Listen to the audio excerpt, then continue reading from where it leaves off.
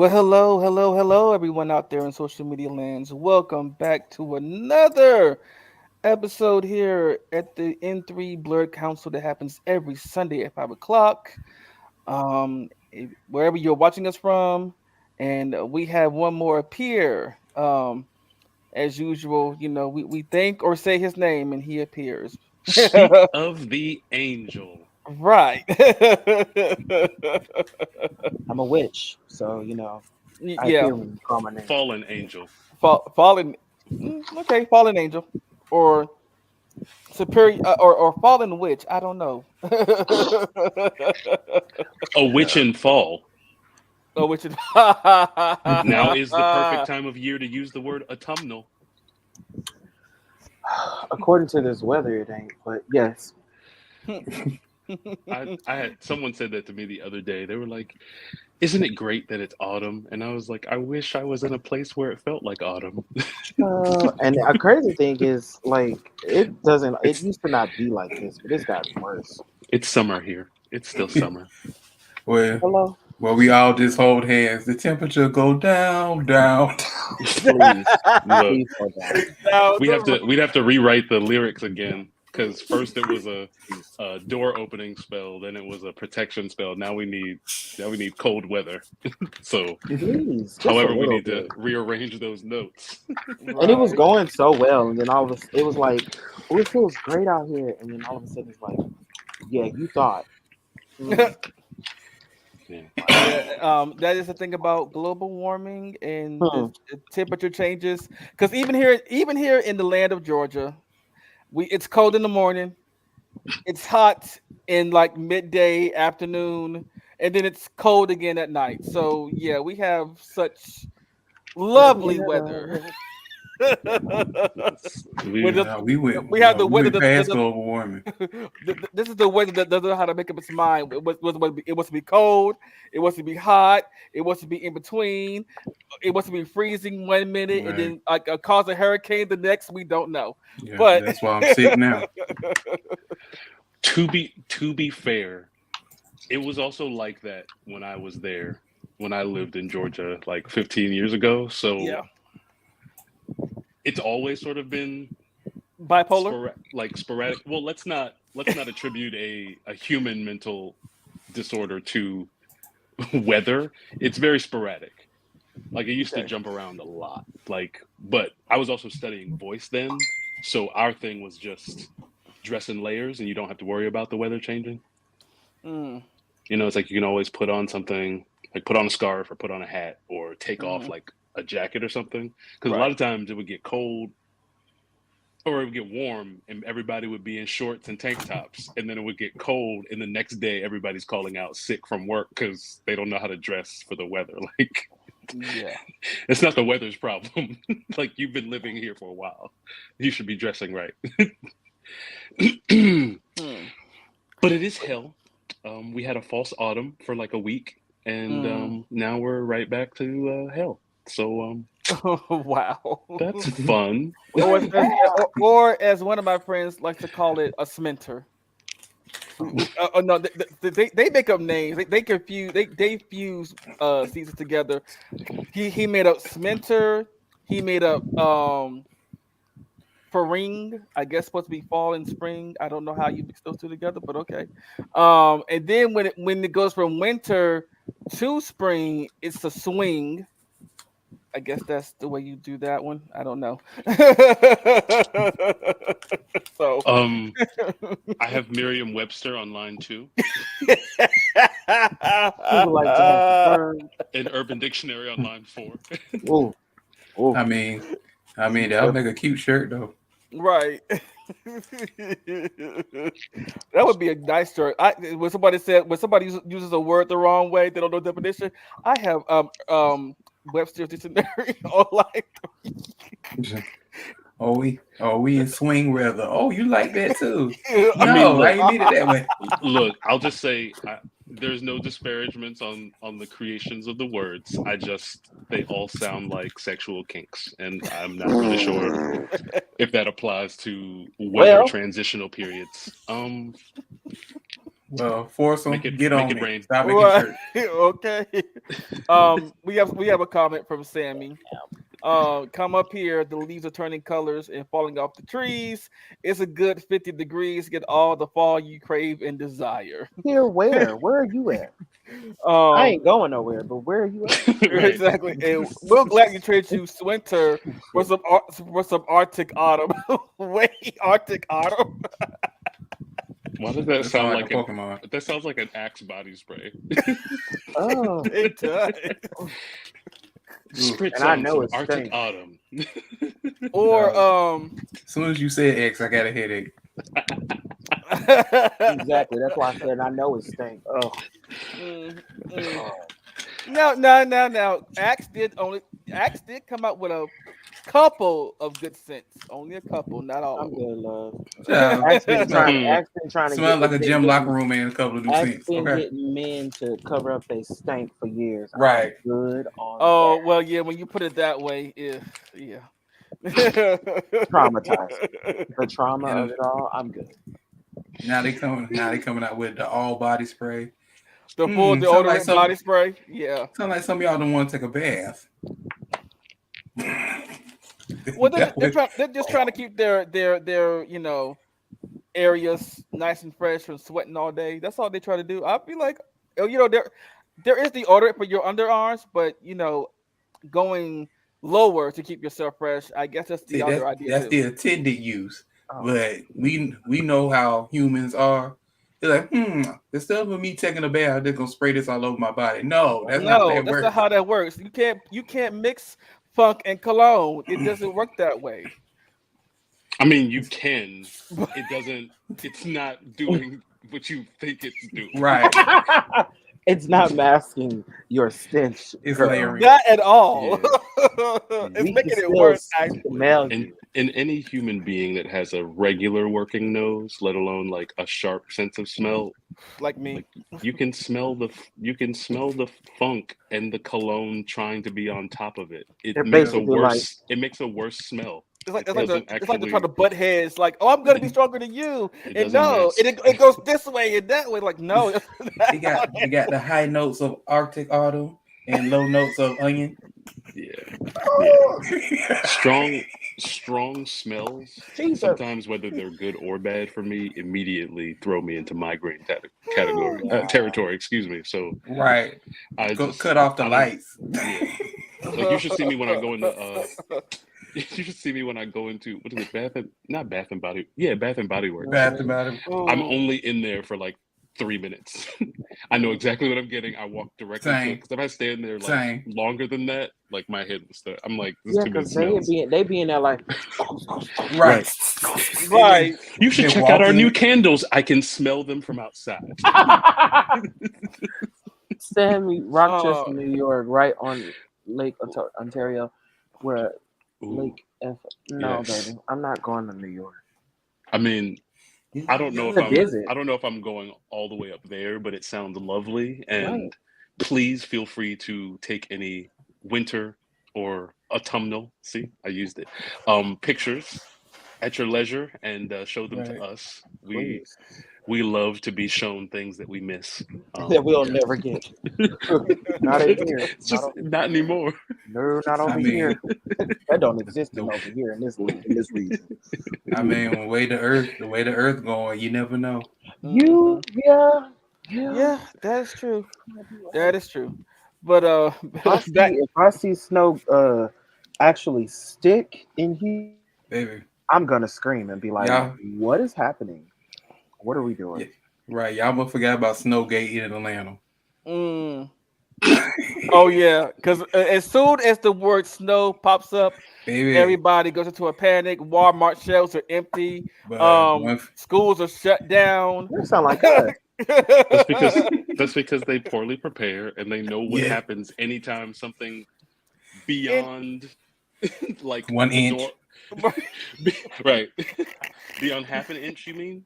Yeah. Because Child, they do the the same thing thing is that here. you don't it doesn't have to be it doesn't even have to be an inch of snow. It just has to be enough water that freezes, right, because because the ice will destroy you. Like it's funny because growing up in Baltimore, like we would laugh at the stuff that incapacitates the South during the winter. Like we would straight It's up laugh funny. at it. It's funny. And it's funny because like New York people would laugh at us. Like we'd have like a foot of snow and be off from school and happy, and they would laugh at us like, "Oh, you think that that's something, right?" Right. And so it's funny that like coming down to I've been in several Georgia shutdowns from like a half inch of ice that nobody decided to put salt down for, and it was like Right. I don't get these things. Of course, Houston had their problems a few years ago, and still have their issues even now, but not necessarily winter related. But yeah, you're right. This weather's wild. I just want 40 degrees back. Yeah, yeah. Like I miss it. But But all these disasters, you know what I need to do? I need to put stock in tissue. Because apparently every disaster, they run for the tissue for some reason. Mm-hmm. So I need to put all my stocks into tissue brands. I'll be making a killing. okay, I think we all would because I mean, as a privileged human being in society, I definitely can understand the panic of running out of toilet paper at an inopportune time, and that fear. I can understand someone running out and buying up a bunch of toilet paper, even when it makes 0 sense. I mean, Sammy Costco's. says, hasn't Texas had snow the past 2 winters? We haven't had snow.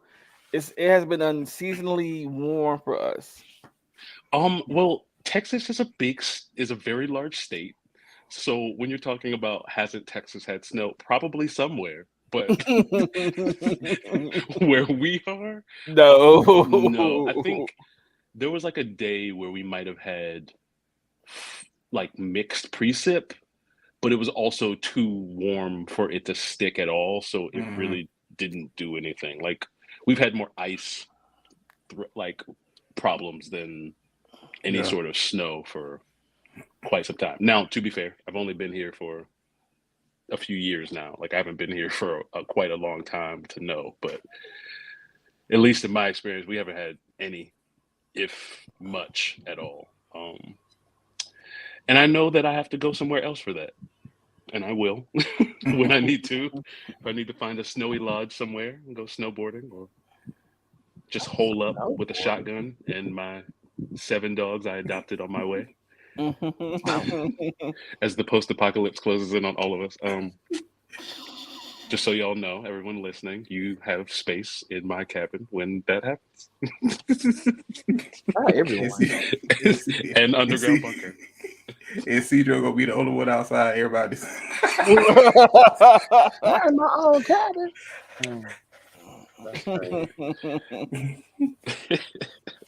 That's crazy. like, come on, guys, you want to go snowboarding? It'd be like Kevin snowboarding. Snowboarding. What is this? What is this snowboarding that you speak of? I gotta wrap my robe. Snowboarding. Y'all, I'll be in the house. Y'all have fun with that. Like y'all didn't ever play SSX or 1080 snowboarding. Don't Of play course with me. I have. Of course. I did. But I'm so scared of heights, child. No, thank you. I've always thought about snowboarding. I think a gentle slope. No, I'm about to say you're different not doing than it off a heights. cliff. Like, You ain't gotta go down. You ain't gotta go steep. This isn't base Right. diving. This is Like I did ice skating. I actually want to do it again this year. I did ice skating a while ago. I was scared, but I did it, and I actually did pretty good on ice skates. It's like, okay. ice skating. Yeah. Like ice skating on like a lake. No, on a rink. What's the fear? Well, Busting your okay. ass? You mean like Falling. apprehension, anxiety, or was it actually fear? Because fear is kind of a strong emotion. Oh well, I mean, okay, so it's like apprehension, anxiety, where I was like, "Am I gonna bust my ass? How many times am I gonna go out here and bust my ass?" And I mean, ice hurts. It is does. not a soft surface at all. Like, but also just being like try to go on it and be like not be so clumsy and get my balance, and So after a while, I was like, you know what? Okay, let's slow this down and let's actually get our equilibrium for this in order. And understanding where your center of gravity is absolutely crucial to ice skating without falling all the time.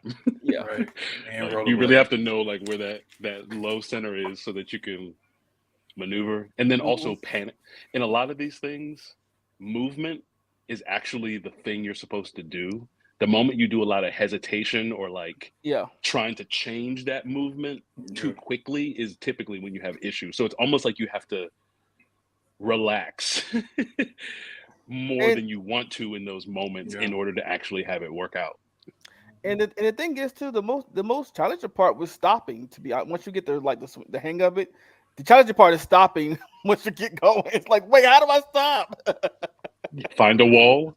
Ooh, or the floor. Before the wall finds you. Right. Yes, exactly. Uh, Before you know it, you be Michelle Kwan. Right. But okay, so we're gonna get into our show today. And Mm. of course my panel here, James, uh Bonjour. Mr. Keeman, what I do? and Mr. Cedro, who I Victory Monday is going to be so sweet. hmm Mm, who mm. are your Ravens playing today, by the way? Or The Commanders, Washington, D.C. y'all should win.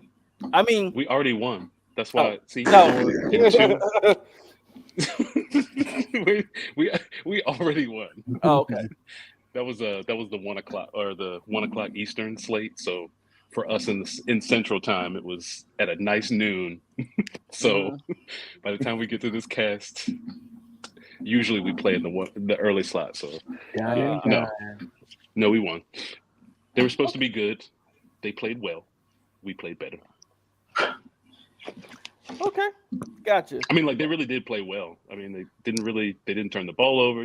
Like they didn't do anything that would have cost them the game. Really, Yeah, we the played just a little Ravens bit, but we just played just a little better. yeah, you just wanted more. We wanted it more. That's what Sure. that's the typical people say. Oh yeah, like the typical sports talk. Yeah. Hmm. I just believed in my teammates. I'm just so happy that they believe in me. And you just go out and you just want it more. Day in, day out, play in, play out. And just do the things that you need to do. Sportsmanship. Yeah.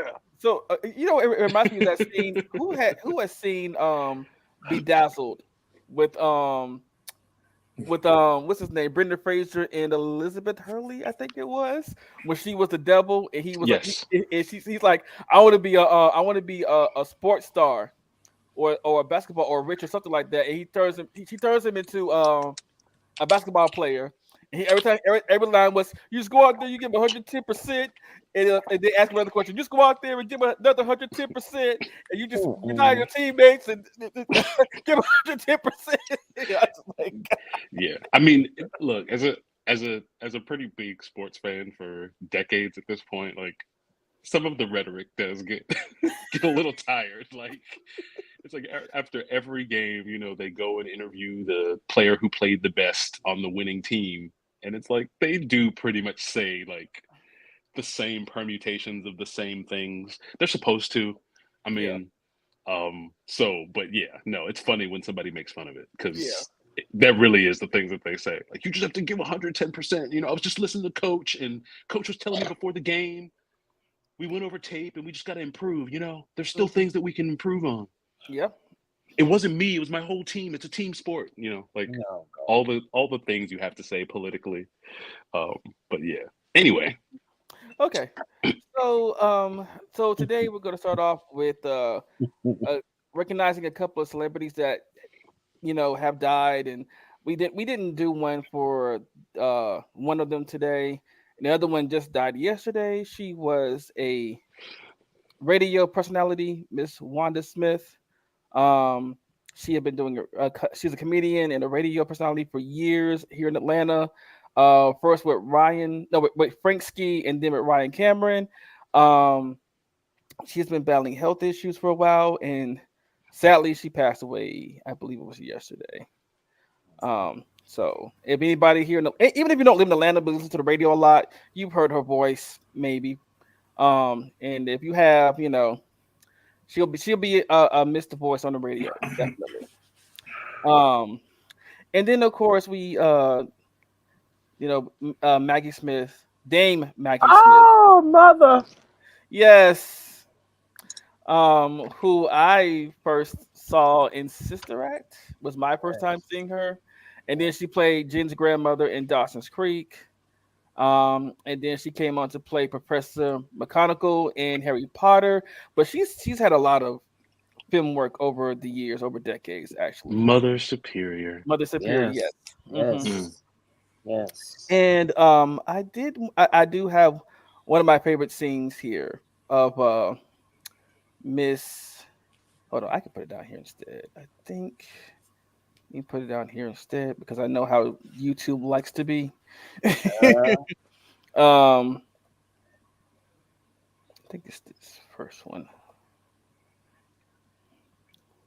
Um, And this is a Dane. yeah, I can't see it, but is or not? Oh, okay, you know what? Well, tell us about the clip. Okay, that's not it. That's not the one. But the clip is her when that's actually something that's gonna come later. But it's actually her defending Hogwarts when the scene where she defends uh, Hogwarts and she's like, this is our school and you might as well use his name. I remember Let me get that. this straight, Yeah. Professor. You're actually giving us permission to do this? That is correct, Longbottom. To blow it up? Boom!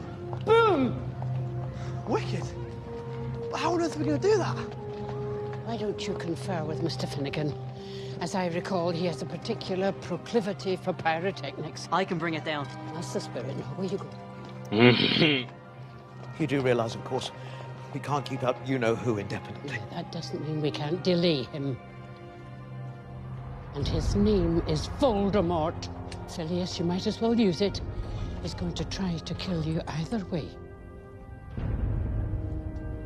Pier totem locomotor.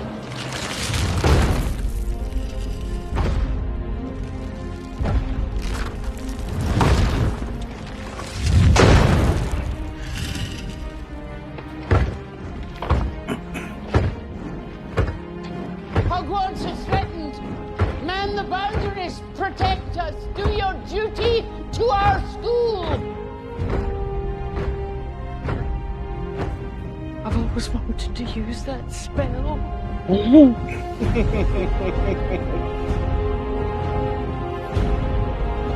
All right. Tego Maxima, Bianco Jury with hello. Taken maximum, Tianto Jewel, Taken maximum.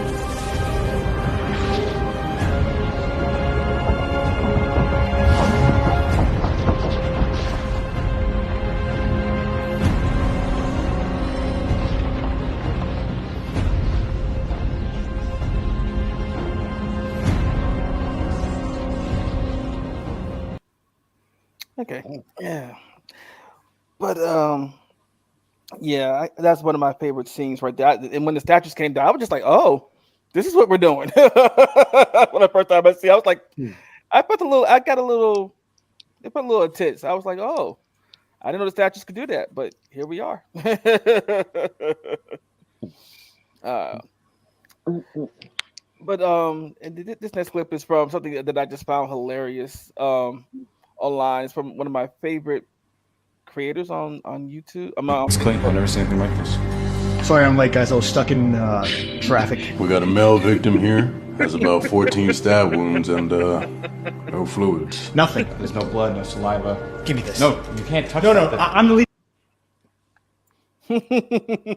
I was laughing for something completely different than the actual clip, but Oh, no, I was laughing because you were in the middle of setting up what the clip was about, and you cut yourself off by playing it. oh, so I get it. Okay, It just cracked me up. I was like, Oh. "Oh, he didn't even Well, wait no, for himself to finish." you know, I'm like, what am I watching? so no, so the scene is they're at a crime scene. They're cops. They're at a crime scene, and the body has no fluids in it. But he's like no fluids at all. He's like he grabs the black light, and what you see next on the black light is what's funny from the black light. So that's what we're about to look That at. is a nutty scene. Wow. Mm-hmm. Mm-hmm. It is, but Seems very explosive. It's right. a very odd thing to bring on right after a I know, video I Yes. know. I was like, what? a I'm legend, thinking but it's okay. We'll I say thought that he was for about to later. show us like a Sister Act clip or something. It's like, Right. no, he's just like, here's Here's a scene Something about about Matt. a crime scene right. with nut. That's my What? favorite things are magic and nut. Got it. But Well, read this well. comment. Um, yeah, we have a fantastic. What's up, fantastic? Thank you for joining us today. Um, and Sammy said didn't want to have beef with Cat Williams. It wasn't really well. I guess it was for a little bit. It really wasn't beef. It's just he tried to roast him one time on the show, and he roasted her back badly. He lit her up. So Comedians being It's comedians. what's mhm. even funnier. What's even funnier is that you said it wasn't beef, and then proceeded to use the word roasted twice. It just fit with the meat aspect of the.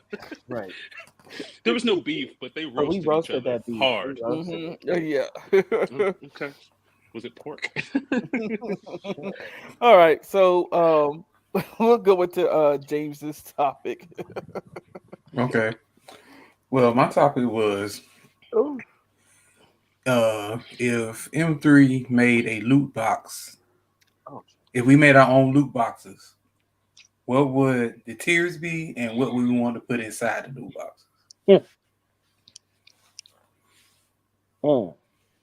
And this is like a loot box if we were a boss in a game that somebody would win after defeating us, No, or you is know, this like like this subscription loot boxes for nerds. not really? Explain. Okay. There's a couple of websites where you can sign up and pay. They got 3 tiers, or some have more, where you can sign up for getting like a mystery box. So you pay like $10 for the basic, $30 for the medium, and like $50 to $60 for the And it's high like a price monthly stuff. thing, is what you're saying? Yes. Okay. Yeah. And they'll send you mystery stuff. Like sometimes you get a shirt, sometimes all depends what tier you're in, how much you pay for each tier. Mhm. Like the basic tier, you probably get a figure, a button, a little Got it. figure, maybe a cheap shirt, stuff like that. Like a gift bag, but in a Yeah. box. Right. Okay. A box of In party a scenario favors. where we have money is not an option kind of situation. Oh. And this would be us receiving the loot box or giving it to someone. Like M3 making their own to send out to other people. But what do we want the other people to have in the box? Like, do you want to send them shirts? Do you want to send them figures? Do you want to send them buttons, backpacks, stuff like that? A real life small starfish so that we can control everyone. Like as soon as they open the package, Starro just on their Oh face. my gosh. No. No. That kind of reminds me of Battle of the I mean, Sun. t-shirts. You know, if you can't control the world, you can give them t-shirts to wear. Right. I think. I mean, a shirt would be good. All I will say is that I am usually not a fan of those things because they tend to be very trinket-y, and not quality in a way that makes me feel.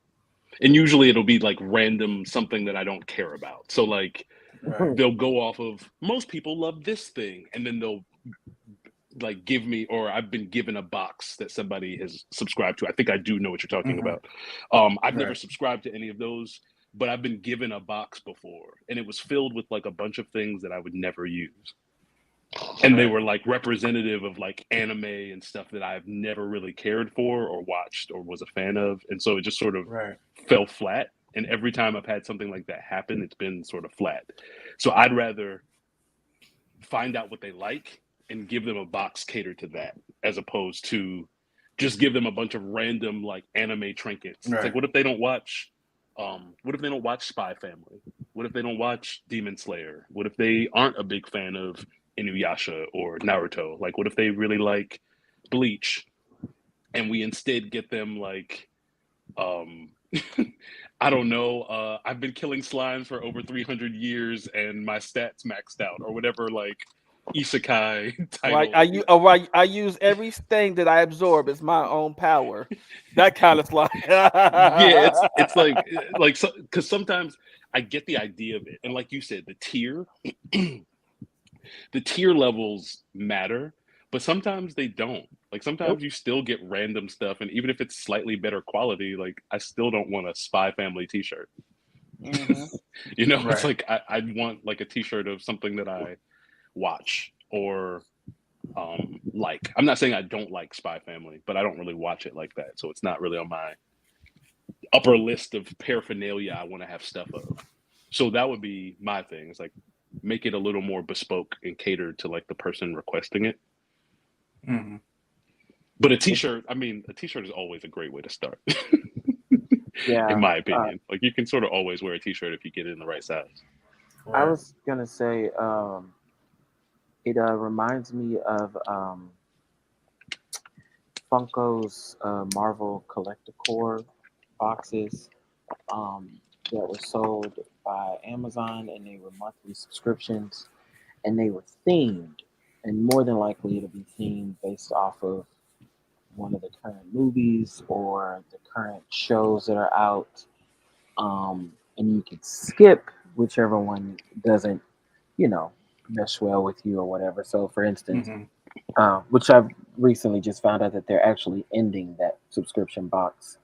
But for instance, if they came out with one um, currently and it was like sent out at the end of the month, it would probably be in the theme of maybe Agatha all along or whatever.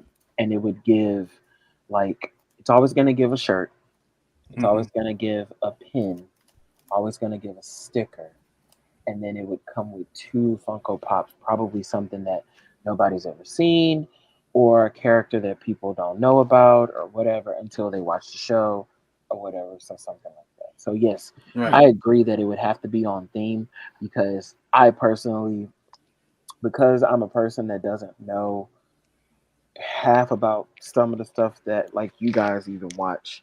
Um, I'd have to say it'd probably have to be on theme, and that way it'll give people the opportunity. Okay, maybe I do want to partake in this, or you can simply say, this box is going to feature items from this Right. movie, blah, and you can choose if you want to partake in that or not.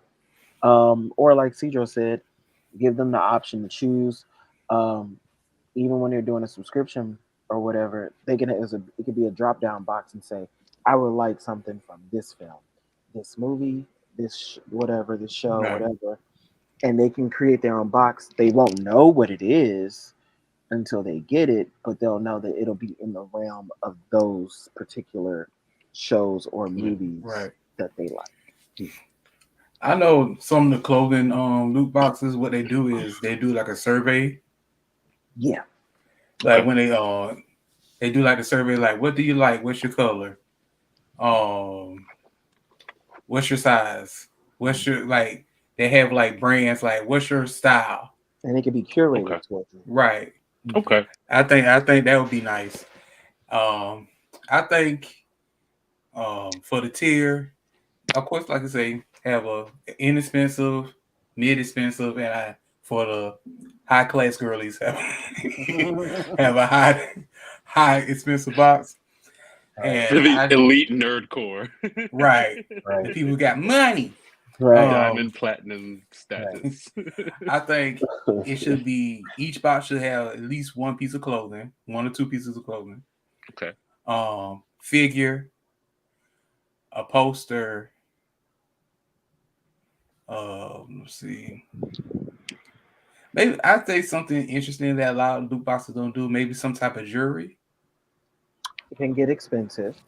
Right, So you have to be on it. You have to be mindful of that. right.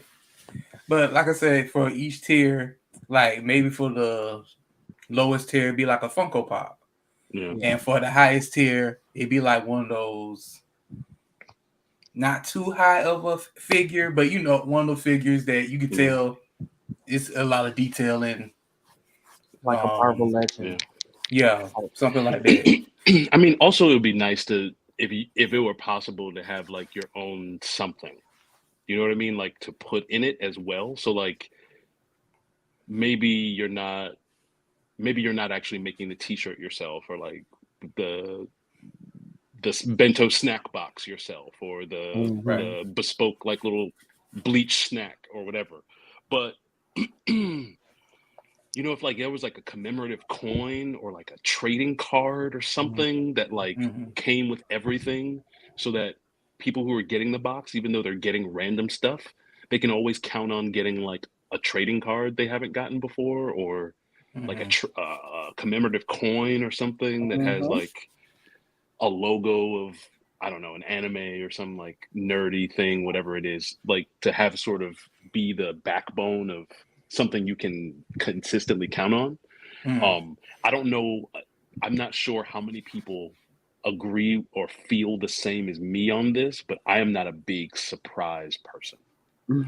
I like to have a better idea of the things that I'm receiving, because I don't like everything, and I may be kind, but I'm not nice enough to accept something that I'm never going to use. Right.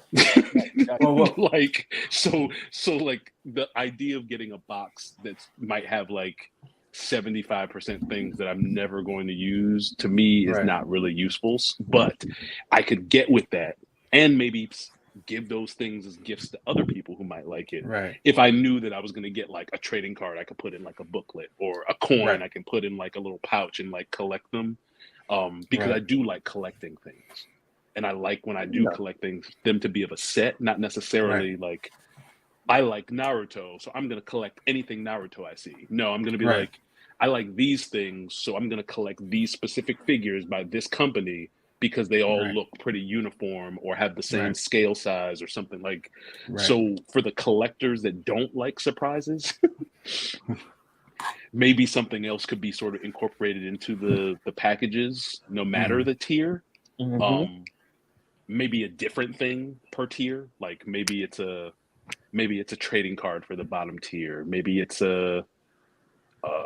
I can't think of what the second tier could be, but the coin could be like the top tier or something like that. You know what I mean? Like just something to sort of keep a little bit more routine to the box set, while still retaining like sort of best of both worlds.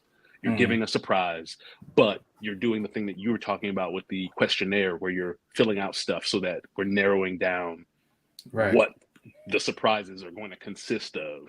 And then we also give like a sort of consistent trading piece or collectible trading piece that you can get in each package. And then that way it also decreases, if people are into whatever the thing is that they're collecting in each loot box, then they're less likely, I guess this is from a marketing side, they're less likely to decline receiving a package per month if they know that each month they're going to get something that's collectible that they might not be able to get if they skip it. Because I know certain loot boxes that what they do is they send you stuff, and the stuff you don't want, you just send it back. Okay. Because they do it like this. It's basically like, okay, we're going to send you the box, and each box, let's say like you get a figure that costs $10 and like a shirt that costs $20, right? If you don't want to pay for the $30 box, you just send back what you want. You just pay the difference on that. Fair. That also sounds like a lot of work to do every month if there's a hefty amount of things that I don't like from the pack every month. Right. Like there are some people that I understand what you're saying. Like there is a pathway to do what you're saying. But there's also a large contingent of people that order from Amazon, get the wrong thing, and don't return it because just returning it is too much of a hassle for them. Right. So like to have a thing every month where there's like 2 to 4 items in this 8-item package every month that I'm probably sending back, like that's a hassle that people like at some point is going to deter people from doing it more than it would be like, oh, this is a if I don't like it, I can just return it. Like, yes, that is accurate. How many people are going to return something every time they don't like it when they get like a box of a bunch of trinkets every time? Like, it's going to be a little bit harder to navigate. But I also like the fact that there is that option. I mean, because I don't care. I'll return however much I need to. Right. But I've watched people just. I was like, so you're gonna return that? I don't feel like you're not imposing on anybody. Just return it. It's not right. Like I've watched you people don't have just to. You can pay. sit on stuff. Just keep in to pay that fee.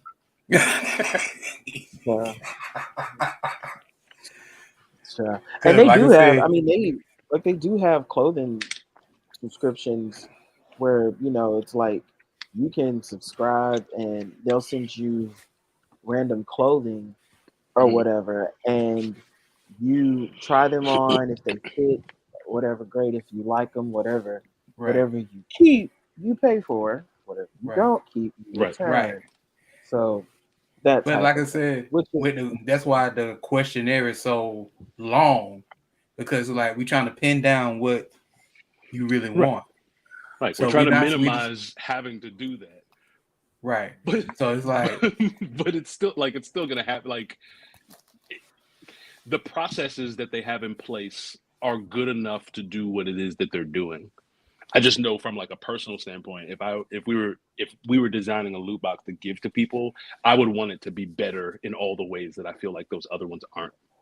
Than just doing something everybody else is still doing, and have like some of the same like holes or discrepancies, I guess, that sort of frustrate me sometimes as a consumer of those types of things. Because I mean, I love nerds. Right. I love little nerd trinket paraphernalia stuff. I'm always down for a t-shirt. Right. Devon is always down for a hat or a t-shirt. Usually they match. Today, yes, they match. They match. I couldn't tell the hat at first. I had to lean in. I was like, oh yeah, that's Goku. So I was like, yeah, so I'm good for paraphernalia. I'm not a figure collector. Right. And so a lot of these loot boxes like include that. And I'd almost just rather only have like a thing where it's just like nerd t-shirts. Right. Well, that's the thing with the questionnaire. Yeah. Like you can say what you want. Sure. Like sometimes, like let's say you put on your thing Naruto. You're like, I really don't like this Naruto shirt or Naruto thing. If you just send it back, like I say, I want people to have options. Like they ain't stuck with something. So it's like, okay, you said Naruto, but you wanted a Sasuke shirt instead of a Hinata shirt. Right. That can be, well, with AI nowadays, they can help us out with pinpointing what you like and don't like. I mean, now we part of the problem. Like chat. So like the more feedback you give us, the more the more we can pinpoint what you really want. Because it's like we may all like the same. We may all like the same franchise, but we choose to like it or support it in different ways, or show that we like it or support it in different ways. Like Devon may want a hat shirt combo. James, you may want like a necklace that has like the Uchiha symbol or like the Konoha village symbol on it. Like Keeman might want the headband, the Naruto. I mean the Hidden Leaf Village like headband or whatever. Like, I might decide that I want the orange jumpsuit that Naruto wears for like half the show, for most of the show. Like it's sort of just it just sort of depends on what you want.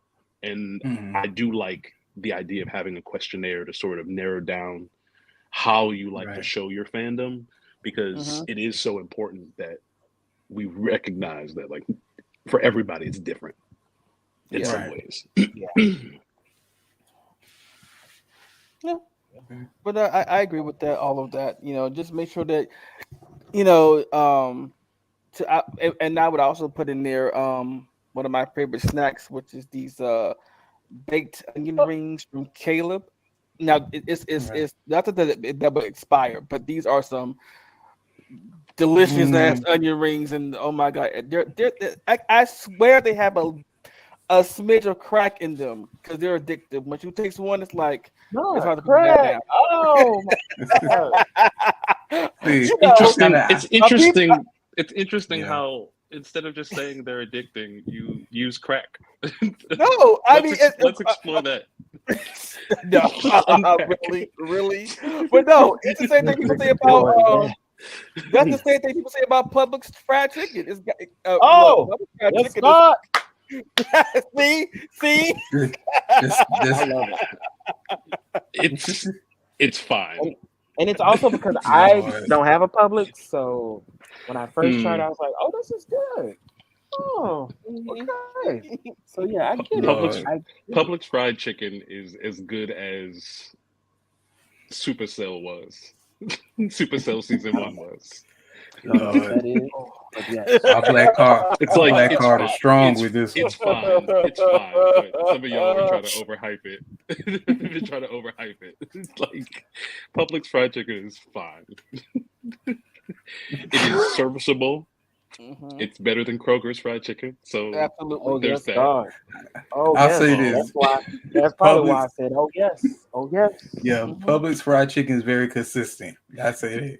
Right. It's like it's fine. Kroger. It's not Girl, changing lives. go back in the kitchen. It's not. Okay. Because a lot of these, like I said, a lot of these places are not consistent with their chicken. They aren't. Publix is pretty consistent with their chicken. Yeah. And subs. I don't know if y'all know about this one, but I kind of miss Royal Farms fried chicken. Royal Farms is it's like a Wawa. It's a convenience store, gas station sort of chain, but they do fried chicken and potato wedges, and they can be very good. But it's very like mid-Atlantic, Maryland. Okay. I don't know if they're in Virginia, but it's like Maryland. Yeah, they are. Mostly Maryland, like Pennsylvania. I think they've just sort of spread a little more, but yes. I always say that when we get a Wawa's here, because they're supposed to build a Wawa's here in Atlanta, and then when they put a Buc-ee's in Atlanta, oh my god! Hey now. Oh yeah, that's the end of QT. I'm sorry, QT. Y'all might. I truly hate if they get a Buc-ee's, y'all gonna be sick of me. I truly hate that Buc-ee's has expanded, but that's just me being selfish. Right, because it's so good. I enjoy it. Baby. Are the bathrooms still on point in Georgia? Oh. Are they in Georgia, or are you just joking about that? What, Buc-ee's? Yeah. There is one in Georgia. It's in more near Savannah, I believe. Oh, okay. Towards Warner Robins. Okay. Yeah. But that makes sense. One in Atlanta. I was like, I don't know if you could put one. I don't know if you can put one that close to any city. And I don't think they would. And have it be the pristine. No, I don't think they would, and that's not the Buc-ee's way. To be honest, they like because it's like they're not like even though they're here like around us in Houston, they're not in Houston. Like you have to travel like 15, 17 miles outside of the city just to like find one. Very true, and I do it quite often. I'll hit the one up on my way to Galveston. Oh, so the nearest Buc-ee's in Georgia is somewhere in Addersville, Georgia, which I have no idea what that's at. Addersville, isn't it? I think that's south. I think that's where you're talking about, like closer to Savannah. It's about an hour and 6 minutes from here, so yeah. It's always going to be in a spot that you're probably like, I ain't never heard of that before in my life. Yeah. For me, like anytime I travel to like Dallas, I'm always going to stop at the one in Ennis. I've never heard of Ennis prior to my travels to Dallas or whatever. Right. So again, they're basically a traveler's gas station. But yes, it is, Sammy. Yes. It is. Yes, it is. Sammy, yes, Buc-ee's is I would take anybody want to go on a road trip that live in Atlanta to Buc-ee's, let's go. Wait, when you said Addersville, are you talking about Adairsville? Yeah, it's not as far as I thought it was. It's an hour outside of Atlanta actually, which is it's north. It's a little northeast. So, yeah, like if you were trying to go to Athens? Yeah, I want some probably barbecue like now. yeah. UGA. I'm sorry, UGA. Baby. We're talking about places in Georgia, like everybody listening knows, Right. like where University of Georgia is, but yeah, north. Okay. Like I will be that tourist in Buc-ee's, Okay. having a shirt, hat, and I have a Buc-ee snack. Okay. Baby, Sit my there with trip a ain't camera, like, complete. oh, this is Bucky's. Every, just taking all kinds of, like it's a tourist My attraction. trip, my trip is not complete unless I go to Buc-ee's. I'm Buc-ee's. sorry, I don't care. I don't care. I'm either gonna go on my way to where I'm going or on my way back. Right. yeah, I was like, my best friend just went to San Antonio over the weekend and was like, I'm gonna be stopping by Bucky's, like knew enough to tell me, and I was like, say less, and immediately found pictures of what I wanted to be picked up. But Okay, and the snacks is hitting too. Woo! Okay. Okay, yeah. I'm going straight for the barbecue section.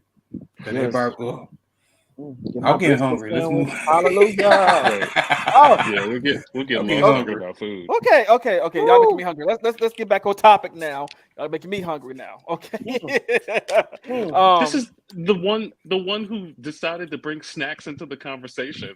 I yeah. know. And the subscription box. Yeah, Oh, that's we're what gonna we're put talking those about. Now Listen, he's look, like, I never said onion You I brought flavored never this- said I snacks that wasn't I at love. fault. You brought this on us, Wanda. Those onion flavored snacks. Those onion flavored snacks that I like that have crack Right. in it. What? Right. Nobody was talking about food Nah. until you brought up food. Right. He sir. brought up We all food, got and hungry. then me back equated to it my to point. drugs, and then Right. Okay, And listen, chicken. y'all are not going to do. I refuse to be abused today by y'all. Very stereotype of you. I don't know I if it's don't have to abuse. take I don't know if this. it's abuse if you walk into the fist. Oh, But going back to the topic, there you have it. I'm a little iffy about sitting snacks in a loot box. Mhm. 'Cause- Yeah. Right. How long Does. that loot box gonna be sitting there? Right. How long that snack was there before it went in the box? Listen. That's not like a lawsuit waiting to What's the happen. temperature that we're keeping these Right. boxes in? You know, like I don't there's want so my many things. gummies to be real sticky and don't piss me off. Clumped together because it's so hot. Yeah. And I love gummies, so don't piss me off. I'll never Right. subscribe again. What? That's the only thing. That's the only hesitation about snacks. You don't know how, like Cito said, you don't know how long that loot crate gonna be sitting there before That's they reach true. their person. Right. Also, shit, it's I can also do that. if it's a foreign snack that's being Oh. imported, there's different rules and regulations about Oh, yeah. that. There's different packaging styles, different glues used to seal things. Like Mhm. there's a lot that has to be taken. What was the temperature during the trip Right. that it took from wherever its origin was all the Basically, way? Yeah, it's basically, what can we do for y'all can't sue us? Basically. You better just send them You better just send them some Pocky and call it a day. Oh my All right. God. Or give them Please. a coupon. That's what you can do. You can All get right. them a Not food Pocky. coupon for like a nerd type snack at a place, as opposed to giving them food. Right. You know, Okay, like yeah. here's a free coupon, or not a free coupon Yeah. because we don't do free Here's a coupons website anymore. and here's a Here's- coupon. here's Go a- to that here's a website buy and order one. off though. Right. You get like a large percentage off if you buy, Right. or it's like if you go to. We have a deal with 7-Eleven, and if you can buy one get one free for Pocky or Right. whatever you can buy in 7-Eleven that feels like a nerd snack. Not That's bad. not some gamer Mountain Dew. I'm Or so energy tired of drink. I'm so tired of the gaming energy drink / Mountain Dew varieties. Like, can we just Can't get Every up. time, Can't okay, get every time I up. walk into the store, they look more and more like beer. yeah, they do. I mean, they're like right next to them. Right. What's It's like the you get the sparkling sodas, water? and then it goes Yep. to the juices, and then it's like the coffees, and then this energy drinks, and then like the beer and wine. It's like they're right next to each other usually. And now they got like a sparkling water called Death something that looks Liquid exactly like Death. beer. Liquid Death? Yeah, they Oh, call why would I wanna sparkling drink water that? liquid death. Why I don't would I know wanna whose idea that was because I feel some kind of way about that name. But I've heard that it's actually disgusting. So In my opinion, most sparkling waters are disgusting. There's not too many I like. I'd be like, ugh. Same. I do love a good There's a flavor. certain brand I like, yeah. Mm. But Mm. I know, of course, a straight man came up with this. What can be the same dude that came out with dude wipes? Oh. It's baby wipes. This by baby. No, wait No. now. No, wait a Wait minute. now. Hold on. Wait now. Because While Dude the title is stupid. Let's talk about it. The product is quality though. Hey man, it is. I agree. It really is. It's like the title is very dumb and it Mhm. makes me cringe a little bit because it feels unnecessarily misogynistic in a way. Yes. Like everybody's ass needs to be wiped by something. So like everybody. the fact that Thank you you. need to make it like Yes, I that's a agree. lot. Right. However, the quality Woo. is No, I ain't talking Is about the quality. I'm great. talking about the And I intention behind it. Look, Oh, it's yeah, especially no. look, Man. Like, yeah, I it's agree with sparkling you. water. Now It's sparkling water. I don't know if y'all saw, but like maybe last week I was in the store and I saw they have a pumpkin spice And they need dude to not. wipes. I saw Disgusting. that. I died. I do I not was want my like, butt smell like pumpkin spice. Why? I don't even like Why? pumpkin spice. So why would I I? just You might well put bottom on the package. well, they did call it dumpkin spice on the package. I mean, It wasn't pumpkin, it was like dumpkin. And I was like, okay, first of all, I don't want to think about that when I read your your scent title. I really don't. And the thing It was is just like pumpkin spices. I literally told a friend of mine. I said, I swear every year pumpkin spice gets worse and worse. I said they are adding it. It used to be just like, oh, it's just a regular flavor and like coffee or whatever. Now you got pumpkin spice dude wipes. Yeah. You got pumpkin spice peeps. Right. Pumpkin spice spice cleaning condoms. solutions. Even Oh. when I Oreos. Yeah, it's just Right. it's a lot. Chips. It's like even when chill, I girl. went into Starbucks the other day, I was like, why is it pumpkin? Why is everything coming up with pumpkin spice now? Pumpkin spice Wait, lube. I'm sorry. Please? Did you just give us a that was a very privileged anecdote. You said you went into a Starbucks and was surprised that there was pumpkin No, spice stuff. well, no, I'm not surprised. No, Because it started there, low key. let me. I was like, they started it. I know, I Right. know, but Yeah. like every drink they had was pumpkin spice, and I was just like, Of pumpkin course. spice this, pumpkin spice that. I was just like, oh, so Of much course. pumpkin spice. They literally made is- all their drinks in a pumpkin spice flavor. Of course. Yeah. Of course. Because It's it's just- the it's just- wave. The Now, white I mean, girls love that shit. Do I like pumpkin? Yes. Do I like pumpkin spice? Yes. I don't like it in anything My ass. that you Everything. can put it in. Come on. Like I don't want it in a coffee. Devon But, said my ass. But right. We already know what he was thinking of. He's the one who said he's been hungry this whole time. So Whoa, whoa.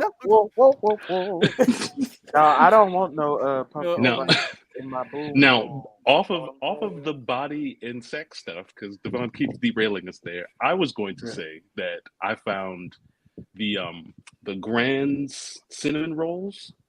They have a pumpkin spice one that comes out around this time that's actually tasty. I understand that some people aren't fans of pumpkin like that, and that's fine. I am. Right. I'm not going to eat it on everything again. Like I'm not doing an Oreo. I'm not doing whatever. But a cinnamon roll, that's actually a great place to put it. Listen, Right. I'll eat it if somebody else buys it, but it won't be coming out of my bank account. Bucket, right. Then I'll Right, be right. very upset if it's disgusting. Because if you're like one of my friends and you'll be like, oh my god, you have to try this, it's pumpkin spice. Okay, sure, I'll try it. But if I have to go out and buy it and then I don't like it, No. we're gonna have a fight. Right. But this is the thing. And come right behind pumpkin spice is hot Cheetos. The hot flavored. Okay. Y'all are making me y'all are how we Okay. going No, I'm talking delicious about the foods and flavor. They put the hot stuff in everything now. Yeah, like I saw that in Coke, and I've seen it on Oreos. I'm like, And oh, Ruffles and There's an Oreo Coca-Cola. yeah, It no, is, and I don't know. I I'm think not. I I can't. I couldn't bring myself because I feel like it could possibly make me hate both of the things that's combined. right. And Like I love could come out of it. I Oreos. could come out of it being like, I don't like Coke anymore. I don't want Oreos again. Like, I don't want that to happen. So I was like, no, I'm not touching this. No, and I love Oreos, so you don't piss me off.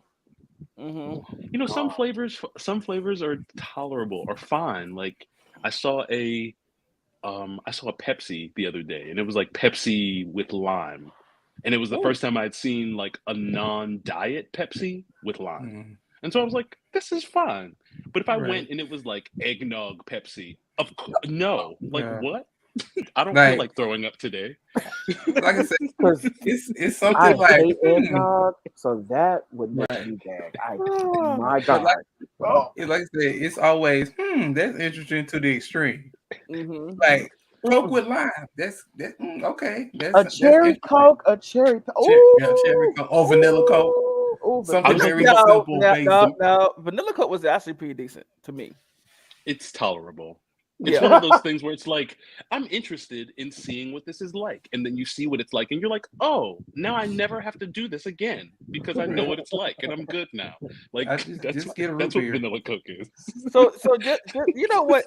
I'm getting the idea that I should just go on a trip to the World of Coke and do a video of trying all the different ones. You're gonna be disappointed.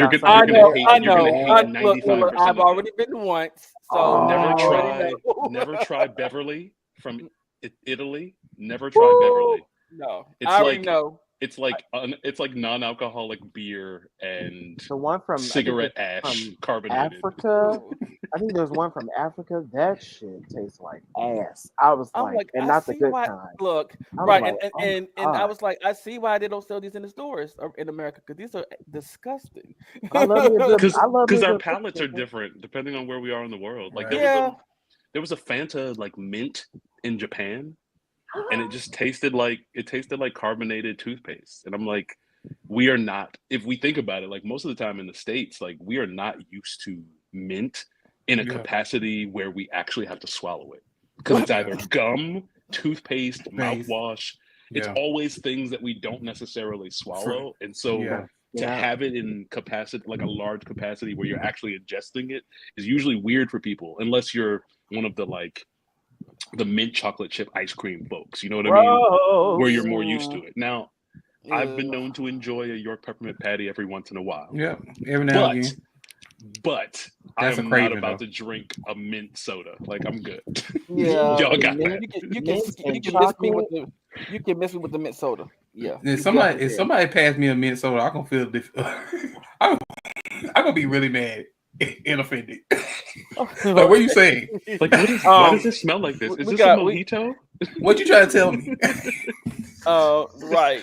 But right. Is this a mojito? Oh, let's look at the comments. It's not even alcoholic. Disappointing. Sammy says, "Well, straight dudes don't wipe their ass. That's gay." I guess someone's trying to look out for them. But you know what? If you all turn into Swag's show sometimes, and he got a list of what straight guys can't do, yeah, it's a pretty they can't drink fruity drinks. They can't. There's a lot that they can't do. Y'all are hilarious, especially when people make blanket statements about an entire group of people. Like, there are plenty of straight guys who know how to clean themselves. I know one that has the funky ones that y'all have met don't know how to clean. Like, just like one girl said, like she think it's gay if a guy go to the movies by himself. I've heard a woman say that if a guy takes her on a date and he orders a dessert for himself, that's gay. And I was like, how did you come to this conclusion? What multiverse did you come from where this was taught to you as a rule that you're holding on to so staunchly as an adult? Like, I've never heard that in all of my years. I would have the steak and mashed potatoes, and I want the key lime pie. Another thing that I don't like, but yeah, that is it's not the key. See, the key lime pie means that he's bisexual. It's the tiramisu that. Oh, right. That's strawberry shortcake. Now that I love. Yes, order me up, please. Give me a strawberry shortcake. Woo, I love it. Tres leches. Oh, my favorite. Oh, And a woman will look at you like that's a little fruity. You don't want something more manly, something more girl, masculine, fuck you. right? Right. Like it's a like first of all, it's a dessert. Secondly, I'm taking you on this date. I should be able to order whatever I want without fear that you're going to question my sexuality Mhm. because of a food item I order on a menu. Like that's Are you weird. paying? Do you want to pay for your own shit? 'Cause you don't get Right. y'all. It just That tells part. You I'm gonna me. be sorry. back there I'm sorry. washing dishes. Did I hear you correctly? Did you say you want to go Dutch? Okay. Okay. Look, You want to it pay for just your half? it just That's We can tells split me this check real quick. They had mango pizza. right. It just tells me I'm on the right side of the fence. Yeah. It And also shows then you how fragile masculinity is. it Very. really is. That even for people who want it, it can be so easily broken for them. Yeah. And it's just like yikes. And Don't it's just don't give them a popsicle or a banana. They don't know what to do. as Or a Caesar's hot, pizza, you or can a get. hot dog. I love pineapple, but not on. But I love pineapple on my pizza, but not in my drink. I'm good. I'll pass on Pineapple that. Pepsi. First of all, flip that for me. Pineapple on Like don't pizza put is fine, pineapple on my no, it's not. but it's But I not mean, something. But it's not something that I order. It's not something that I order. No, let's be clear. Right. If it's at a party, I'm like, okay. I'll It's take a free. pineapple Fanta, Free. please, and thank you. Yes, yes. Her Yeah. Jesus Lord is able to tell her that it is usually the excuse females use to call men gay. Yeah, because a lot of guys I kid you not, I was in Walmart and I was shopping for wipes. And the girl beside me just came out of nowhere telling myself, "Isn't it gay to use wipes? Isn't that like playing in your butthole or something?" I was like, "No, So you it's want called a dirty? hygiene." It's called me wanting to have a Praise nice song. Wait a minute. Why clean you all in my hole. ass? Right. Praise song. You stay over there. That's upsetting. Oh my god. That's invasive, actually. Yeah, Who Very. raised y'all? That lady would get cussed out I would have been immediately. like, so you want a dirty motherfucker around you, smelling like shit? Of course they do. yeah, because So it's manly. no, Yeah. hold up. See, my question is, why did she lean into a stranger to ask that? Thank Is she you. like the wipes police? So every time a guy comes over to the wipe section, she pops out from Karen, nowhere. It's like, a isn't Karen for that gay? wipes. Isn't that gay to use wipes? A Karen for wipes. It was that's weird. That's very bizarre. I would have Very. answered like, I'm not I am not gay. That's only part of the stack that makes up me, but I absolutely would have been gay in that moment. I would have been Right. like, Also would have been yeah, it like, who the absolutely fuck does. asked you? As I swarm Right. multiple stacks of it into my basket. I was like, It is. That's exactly why I'm getting it this weekend. Right. Well, I can tell. Who the hell asked you? Who are you? Right. I was like, I can tell you don't got a man. I just told her, you know, And I if you said, do, he's Oh, dirty you're as hell. having problems. You're having problems getting dick. Right. Can't relate. Right. That's why you walk around I with just a told yeast her, infection. I simply told her, you're the reason why the CDC would never go out of business. Period. And go with God, Crispy. Go with Oh. God. I'm so proud. I'm so proud of you, Devon. That is that is so good. I'm proud of you, Devon. You and your crispy ass butt burnt boyfriend can get out of my face. Disgusting. Don't you have? You know what I'll say? Don't you have some shitty drawers to clean? Get out my face. Right. So you're a lover of dingleberries, girl? Right. just- So when you So everyone you've ever dealt with has swamp ass, is what you're trying to tell me. I'm trying to understand. Have a good street. I don't understand. And So, then, so and don't to sit the up here point and where tell you didn't me. realize that there was better. And don't sit up here and like tell me. what's his name from oh gosh he was in the movie we don't really talk about well ever, Wonder Woman 2. He played Max. I forgot. he played Max Lord. Yeah, Fredro Pascal. Yes, and so every time he would, what was the thing for the preview for him? Every time you'd see him, he'd be like, "Life is good, but it could be better." And so every time I hear that, I just think about. So she had swamp ass for every person she's ever interacted with, and didn't know that better existed in life. Apparently, And don't sit up here and To the tell point where me. she's hovering around the section, asking random strange men if they think it's gay to want to clean their ass properly, Girl, or at who least hurt you? thoroughly. Who hurt you? Who hurt you? First of all, Sammy, who yeah. left you for a man that used wipes? Because clearly the wipes are a trigger.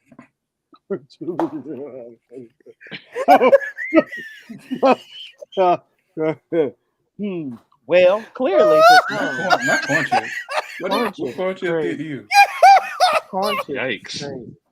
That is. Well, first of all, Ooh, is that a foot reference? Because I don't know if I've ever smelled corn chip from any other place on a body, but I at mean, this point, you just never know, child. You just never I'll switch corn know. chip with onions. But okay.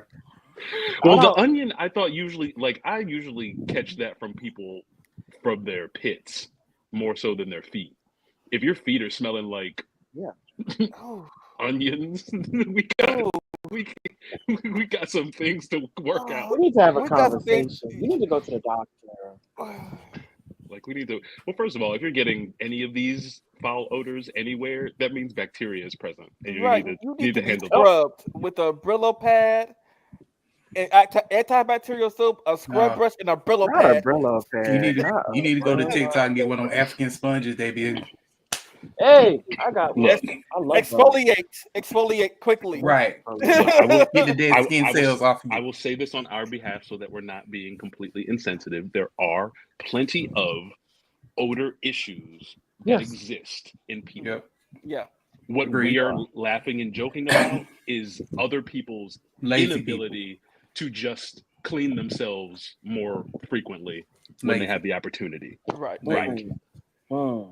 Okay. Not so much like if you have a condition that you can't necessarily help Control.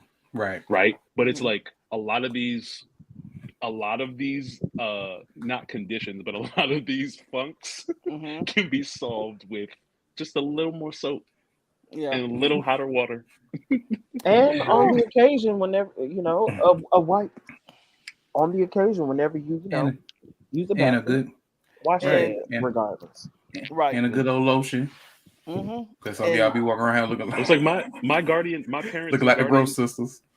My parents and guardians growing up didn't know anything about what my sexuality was going to be, but I still was taught that you wipe until there's nothing clean. There's no residue left. Like, what do you? Come on. You clean everything.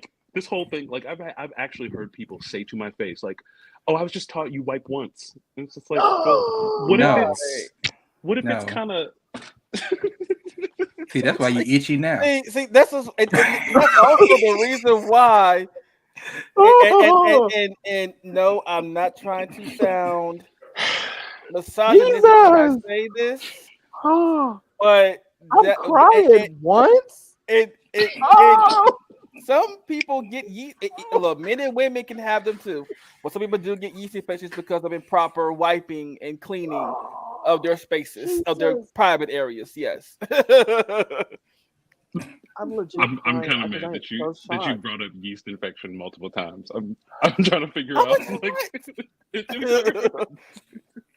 oh no, not one time. Oh. It might sound too gay to straight men. Keep it simple. Wash your face more than once. More than once a week. Like, what are you doing? Right. I don't and understand. Also not just a face, but everything. Right. All we mean From to head say. to toe. All we mean to say, because this has definitely gone like way off the rails. Okay, we got to get back. Wash your body. Mm-hmm. When you realize, usually by nose, sometimes by sight, but hopefully here, and hopefully you got the thought process together before it even gets to this part. Right. But just wash yourself. Right. That's what the soap you have is for. If you don't have soap, let me know. I will Amazon you some soap. Okay. like I am very invested in a solid hygiene, and it doesn't cost as much as you think. And on top of that, let's be clear. If you're a social media person, there are literally guys online who do videos. Yep. Teach solid, hygiene, good hygiene. And people are like, why is this even being a thing? Baby, there are people who don't know how to do this. Right. Right. Or they don't do this. So it's needed. Mm-hmm. So please Yeah. Just Google it. And- It's easy. This episode was brought to you by Dr. Bronner. By Menon. and I'm gonna tell y'all that what is it, Doctor I can't think of his name, but the soap that has the peppermint soap. The Oh, Dr. Dr. what's- Bronner's child. Dr. Yeah. Bronner. Yeah. Have you personally? Hello. Period. Mm-hmm. Of course. Even though this is I don't use this anymore, so this is going out. So sorry. Oh, 'Cause, Is it we bad, don't- we or- don't- is it bad? Oh yeah, it's bad. I haven't used this in a while because it's just we don't like a little whistle while you twerk, thing going on. Oh, got it. Mm-mm. No, it's a I little too. understand what you mean. It just it makes without going into too much detail. It's very cooling. Minty And fresh. Oh, it's it true. is- It tingles. It makes things tingle. Yes. It We tingles. understand. And- Yes. I mean, you can buy Oh. the non scented versions. Mhm. It doesn't make you tingle. Yes, but Yes. that bottle cannot be changed to that. It cannot. I don't care how Okay. much water you add to it. It don't matter. It don't matter. Gonna be whistling. Okay. When And- you That's get this- the extra straight version. out. So And now- maybe and- maybe some of y'all do need it. Anyway. Let's move on. And now, let's Move on, Devon. And now, Move on. And now the clip that I was going to show earlier is a perfect segue from. Yes, this is a person that should have watched Oh, a Lord. little bit more thoroughly. But here we go. Oh, It's clean. I've never seen anything like this. Sorry I'm late, guys. I was stuck in traffic. We got a male victim here. Has about 14 stab wounds and no fluids. Nothing. There's no blood, no saliva. Give me this. No, you can't touch No, something. I'm the lead. it keeps stopping. It's clean. I've never seen anything. Traffic. Well, We got a male victim here. Has about 14 stab wounds. Oh, Give me this. No, you can't touch No, something. okay. Well, I can't do the rest. Well, I guess I guess I won't be doing that today. Oh, that's why it cuts off. Oh, okay. Well. Oh well. Okay. 'Cause that's Well, it. we'll move on to to Agatha. Hold on. We got one more comment. Then we move Okay. on. Oh, Straight video. men be allergic to soap and water, or maybe just soap. So splash Oh. with soap water and top it with cologne. Put on the skid mark draws, and off there goes. Sammy, why are you so chaotic? But we love It's- it. it's funny. I think as a queer guy, I've had more interaction with queer guys who have bad hygiene than straight guys who have bad hygiene. So I Ooh. always think it's funny when like other queer guys are like, straight men don't know how to wash. I'm like, A lot of queer have you ones don't checked either. some of us lately? Because But that makes me more disappointed. every though. time Like I you- walk into a space where a bunch of us Yeah. are, I can smell the ones that didn't clean. Hello. I like you Hello? know better. Hello. You Hello? I don't know know. better. It's like I know when I walk into work and I'm around other like heterosexual guys, like I don't get that same waft. Like they at least know how to bathe enough to Yeah. keep it together. I don't know what their drawers look like. I'm not interested, but like Right. We don't care to know. I smell us more than I smell them. I smell. And so And that's disappointing. That's very disappointing. Okay. Before we get into Agatha, I do have I have two things. One is a list of shows, movies, animes that you can watch during spooky season. I'm going to go over a Okay. couple of them. One was can Tokyo that be Ghoul. after Agatha or like at the end of the show? Or Yeah, does it sure, have to be sure. right before? Okay. All right. Okay, cool. Sorry. And then the other one, of course, is Oh God. that ties into Agatha.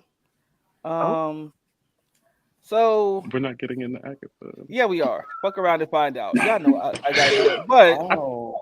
I feel like there's always another topic. It's like a loot box. come on, just bear with me here.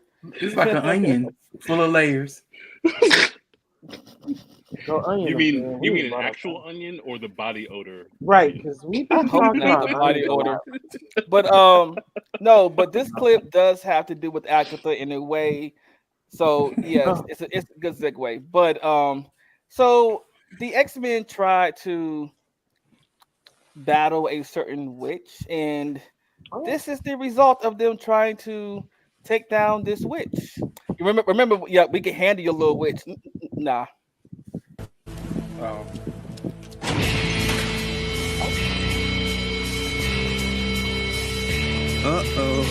bad vibe. All right,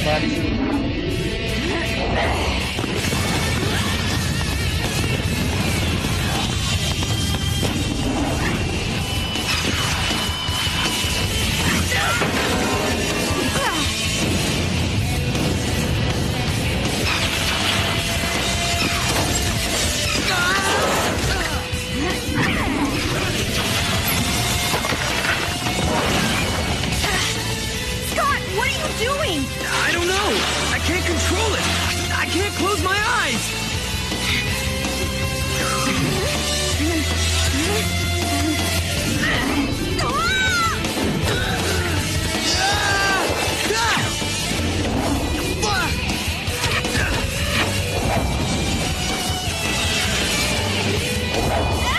Help! I can't move! Don't worry, I've got you.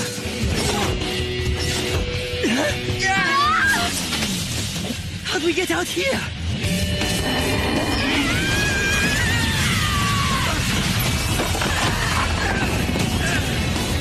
It's no good, Scott. We can't stop her. She's too strong. We've got to retreat. No, it's not over yet. Yes, it is. Let's go.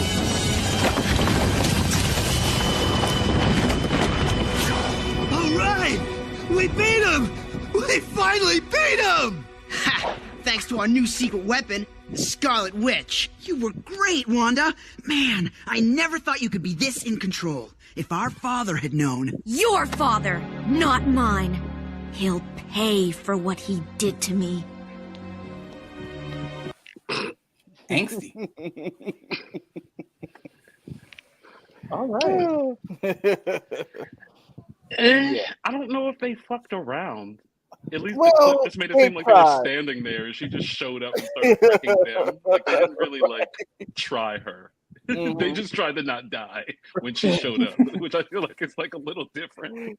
Yeah, it is. But they after the fact they did try and it didn't work for them. That was Gothic. They call her Gothic Wanda, and mainly her powers were probability manipulation and hexing. And teen angst. Yep, and daddy issues. Motivation for all villains. Yes. So Agatha, we have a lot of things happen in a very short period of time. I am just going to touch on those things very quickly, and then we can get into our discussions about the things. So we start off with, I guess, the door being left open to the road, and the Salem 7 make it through. We find out now that, or at least if you didn't recognize before, that every time we saw like a random animal and they focused on it, that was one of the Salem 7 transformed into their animal form, watching. So they come through. They start whispering creepy things and grudging their way all over the floor, all over the road. Find her, find Agatha, Agnes, find her. So they come out, they're creepy, real spooky. Lilia detects them because she's the divination witch, and she wakes up as if she were in like a nightmare. She's like, they're coming. Who's coming? The Salem 7. Of course, Rio knows because Rio seems to be one of the most aware people in this group this whole time. So they decide to run. They realize they can't run forward. They can't run backwards because they're being sort of trapped and closed in. So Teen suggests a Hexenbesson. A broom. Let's make broomsticks and do that. So they snatch their root branches. They do their little spell, and then they exchange the brooms, because I think what's kind of interesting that I've never seen is that in order to get a broom to fly, you have to do it with you have to do it in pairs. So I kind of like that nuance to the whole witchiness of stuff. Like I like when witchy things don't just give me witchy trope after witchy trope, but actually try to give me a little nuance. So that was kind of cool. They get on their brooms and they fly up. Do we have that picture? Yes. Of them flying past the moon? I thought it was very E.T., Yes. but witchy and Disney. It's still witchy and Disney. As we get them flying up, and it seemed like as they fly up, they're all happy and finally sort of warming up to each other. We even get Lilia to say, like, I haven't done this in centuries or something like that, or in a long time or whatnot. Laugh. And so Teen, obviously, because someone in the group always has to say the one thing that then ignites the next thing. Teen's like, why haven't we done this before in order to get through the whatchamacallit? And then the road answered them and started turning all of them around and forcing all of their brooms to fly directly down. The road didn't like the fact that they were trying to what's the gaming thing? Speed run? Cheat code. They were trying to speed run the Witch's Road, and the Witch's Road patch 2.0.0 came out and was like, can't do that anymore. So I forced them back down to the road. They ran into one of the 7, the one that was like the bug, I guess. And she sort of turned it. Yeah. Well, she turned into, she was a cicada, but like when she like opened her mouth and bugs started coming out, it was a bunch of different ones. Like they weren't all cicadas. But she mainly transforms into the cicada, which then also comes to the WandaVision episode where we saw the cicada on the thing and people were like, what is that? And why is it there? Is it Mephisto? Like, no, it looked like the Salem 7 had been sort of scoping her for a while. So they force back down to the road. They go through the bug lady who makes a bug cloud. They all fall off their brooms, but they're right in front of the next trial, which looks like a cabin. So they go into the cabin, close the door, and they are now stuck in the next trial. But they're all in 80s clothes. So anyone who still needs to relive the 80s, because that seems to be the thing to do every 2 years. Right. You know, it was very 80s themed. They And were all Stranger sort of Things like sleepover. Yeah, it was very like 80s sleepover themed. And they're trying to look around to see what the clue is, what they need to do. And as a result, you know, they're trying to figure out whose trial it is. Rio says it's Agatha's, and that it would be fitting that they're in a place like they are because it fits Agatha. And like right as she was sort of saying that, the Ouija board pops out from the stack of board games and falls to the floor. So it looks like they have to, like Teen said, we're going to have to Ouija. And their watches start beeping with 30 minutes top ticking down. And Agatha says, one of my favorite lines, it's not a verb. Talking about him saying, we have to Ouija. She's like, it's not a verb. So they do the Ouija. There's some rules attached to the Ouija. No talking over each other. Which they once you put your hands on the planchette, you can't remove them. Don't play by don't yourself. mock the spirits. Don't end every session with a goodbye. If you remove your hands, you will release a spirit, etc., etc. So they start playing. Agatha immediately does her Agatha, like, I'm just going to not take anything fully seriously because that's my defense mechanism to actually being vulnerable. So she does mock it and makes them spell out Mrs. Hart on the Ouija. I'm not gonna lie, I thought that I was like, Mr. Sharp. Me too. I thought the same thing. And then they were like, Mrs. Hart, and I was like, right, that does sound better. I'm like, a period will help. She's the only one that calls her. She's the only one that still called her that though. Right. Right. And that's how you know that like she was playing around because that wasn't her name. Her name was Sharon Davis. And we keep saying that, and she only ever called her Mrs. Hart. So props to Catherine Hahn. She did a really cute and slightly funny imitation of Mrs. Hart. I'm sorry, Sharon Davis. Why is that? In my early demise. Demise. It was so funny. It's good. I But was then they like, were girl, like, you are Agatha. crazy. It's just Agatha. It's just Agatha being And Agatha. then Rio said she's scared, and then Agatha like snapped out of playing around with them, and she was like, "Well, I thought it was good." So then they tried again. But then the spirit says that they want to that the whom they were talking to was Death. We hear Rio laugh because a lot of speculation is that she is Death. We'll get to that later, but like she laughed about it, almost like there's no way you could, like whoever's speaking to us could be Death. And then it said it wanted to punish. Who do you want to punish? It kept spelling out Agatha, and it didn't stop. And Agatha was kind of like getting freaked out, and she removed her hands again. And this time she did release a spirit, and the spirit possessed her. There was a lot of other things that sort of happened. At one point, there was a loud noise that wouldn't go away. We see Lilia go as she's doing this. She's like, it was better the first time, or it was more blah blah blah blah blah the first She time. said, I hated this And the so first. yeah, like she references like this isn't the first time, and we know because when she was in her kitchen in episode 2, there was a moment where she turned from them and she was like, ah! And then turned back, and everything was normal, and we didn't know what that meant, but like clearly she was having a flash forward of like that moment. So they're trying to get it to stop. Jen says, well, we know how to make it stop. It told us, punish Agatha. And then the noise stops, the torment stops. So they suggest beating her up.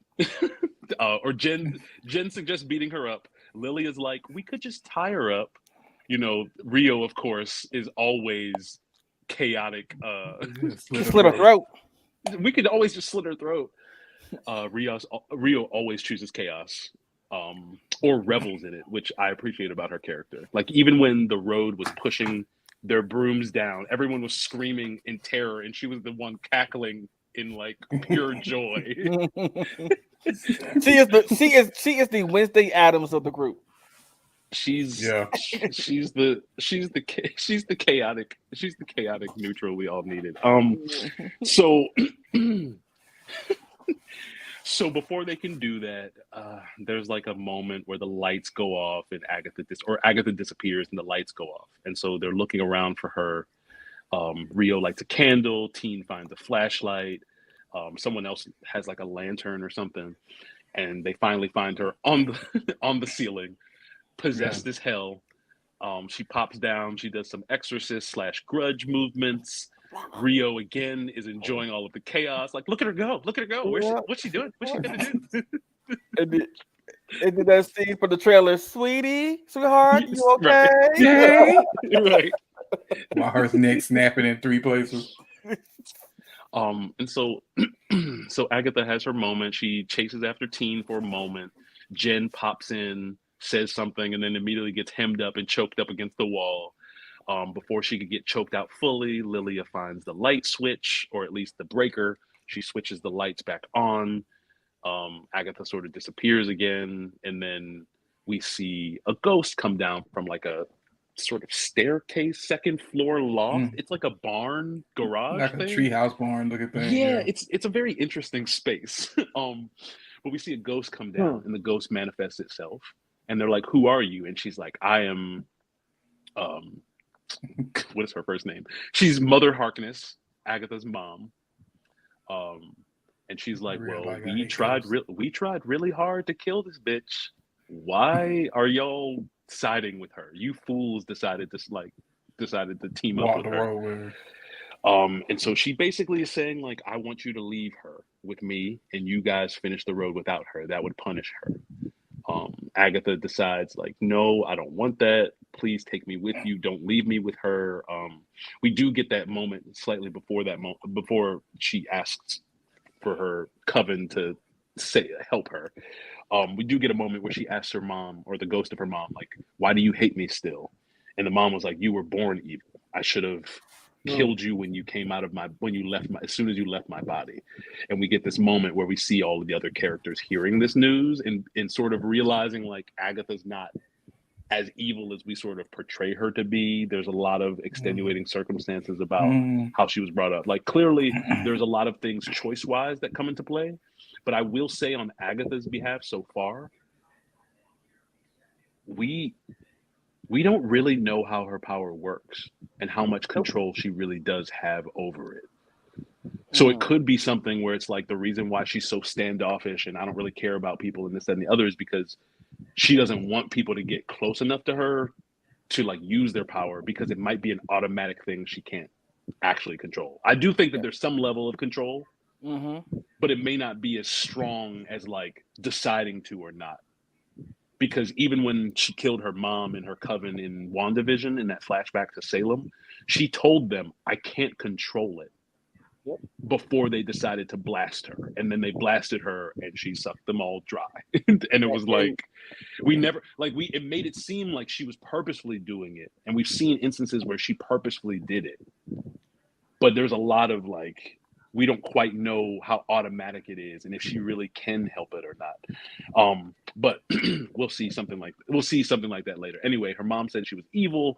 We sort of feel a little bit sorry for her in certain elements because of that. It's like, could you imagine being born into, I guess, a family, a grouping where like your mom thinks you're evil and that she should have killed you when you were born? And having to put up with that, like, I think that's kind of wild. And then she actually tried to kill you. Like, it wasn't that she didn't, she tried and it ended up failing. But she reaches out to her coven. Please don't leave me with her. Her mom jumps back into her body, possesses her again. She starts coming after, was it Teen or Lilia? It was one of those people. And then Alice jumped in front. Jen, somebody. Alice jumps in front and starts to use her powers. We see her protection witch powers are very orange. Something that reminded me of Ta Lo a little bit, like a little Shang-Chi. Like we know she's Alice Wu. And so there's some Chinese origin there. So my question is like, does her family, or at least in the MCU, does her like family have some origin or connection to like Ta Lo and that mysticism, just for that power color, because Marvel's pretty specific about the way they choose colors for powers. But anyway, so Alice jumps in, pushes the spirit out of Agatha, but as we know, if you hit Agatha with your power, that allows Agatha to be able to steal yours. And so she starts sucking the power from Alice. Teen notices that the Ouija board, which had been flown into the corner, was still like saying stuff. So he runs over to it to see what it's saying. He's like, who are you? And that was also the first time that we saw the actor's British accent come through. Yes, it came out because real. when he was trying to say the individual letters, I was like, oh, this isn't how Americans say. This isn't how Americans say letters. Like a British. He was like N-I-C-H-O-L-A-S-S. Yeah. I was like, no, your accent's gone. Yep. You're British again. Coming out. But he was like Nicholas Scratch, and as soon as he said that, Agatha stops, Alice falls, and then we hear this like small child say, "Mama, stop." Kind of heart-wrenching. Yeah. Agatha looks like sort of scared and like worried and sort of like searching almost. And then we realize that she ended up killing Alice. Teen, like the Ouija board rule said, he moved at the end of every session, you end it with goodbye. He moved the Ouija planchette to the goodbye part of the board. And when he did that, the witchy escape room, I'm calling this series right now. It's like witch escape room, and I'm not mad at it. I like it. A ladder came down and opened up a pathway to escape. Teen was obviously distraught and upset that Agatha had killed Alice. He wanted to do something to help her. They told him that there couldn't be anything to be done. Agatha leaves. She walks outside. We see her use a snapshot of Alice's power. And then Teen comes out behind her. How could you do that? You're horrible. Like, you're basically as bad as people say you are. Um, and then the other witches come out and sort of like relegate themselves to like, I guess this is just what we're doing. You know, he's like, is it just Right. about power for you? And Jen's like, it's about power for all of us. Mhm. Like that's why each of us are here. And like it's I think it's also very important to note that like it's not like Agatha gathered them to be like, let's be a coven. She gathered them to be like, you want this, you want that. If we bond together for just this, we can get all that we want. So it's very individualistic. And so the other witches are like, well, it is about power for us. And Lilia's like, death comes to everyone. And they were basically about to just sort of roll over and forget about Alice. And Teen's like, oh, so that's how y'all bitches roll. Okay. Not for me. Keep going. Okay. He was like, not for me. That's not how I roll. I'm young. I have my own decisions. I have my own agency. And Agatha's like, we finally get her evil sort of grin and menacing music because she leans in and she whispers to him and she's like, are you sure? To ask him if he's certain. And then she does this very slow, like very deliberate, 2 fingers under the chin. And she's like, you're so much like your mother.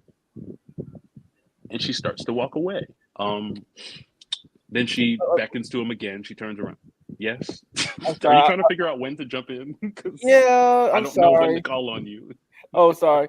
No, because I had the clip of that I want to show. So that's why I did the pictures because I just kind of wanted pictures. Oh, okay. Not always a clip guy, but if you want, okay, we can do that. All right.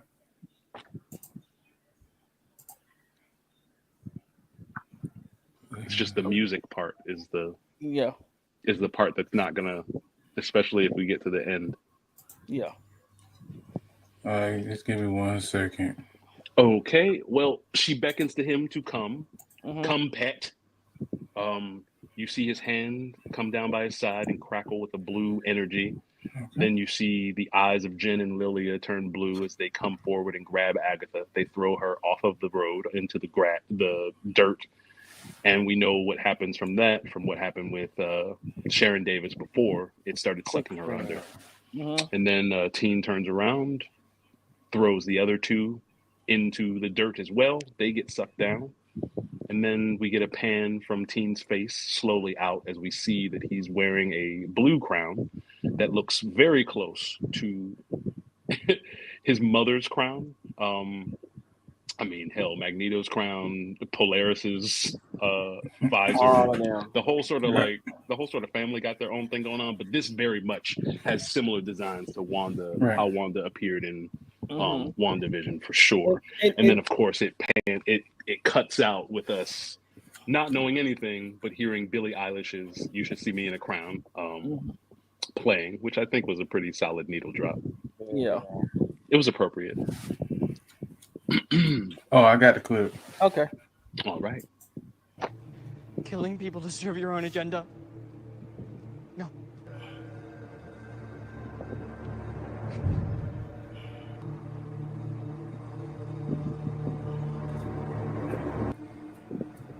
You're so much like your mother.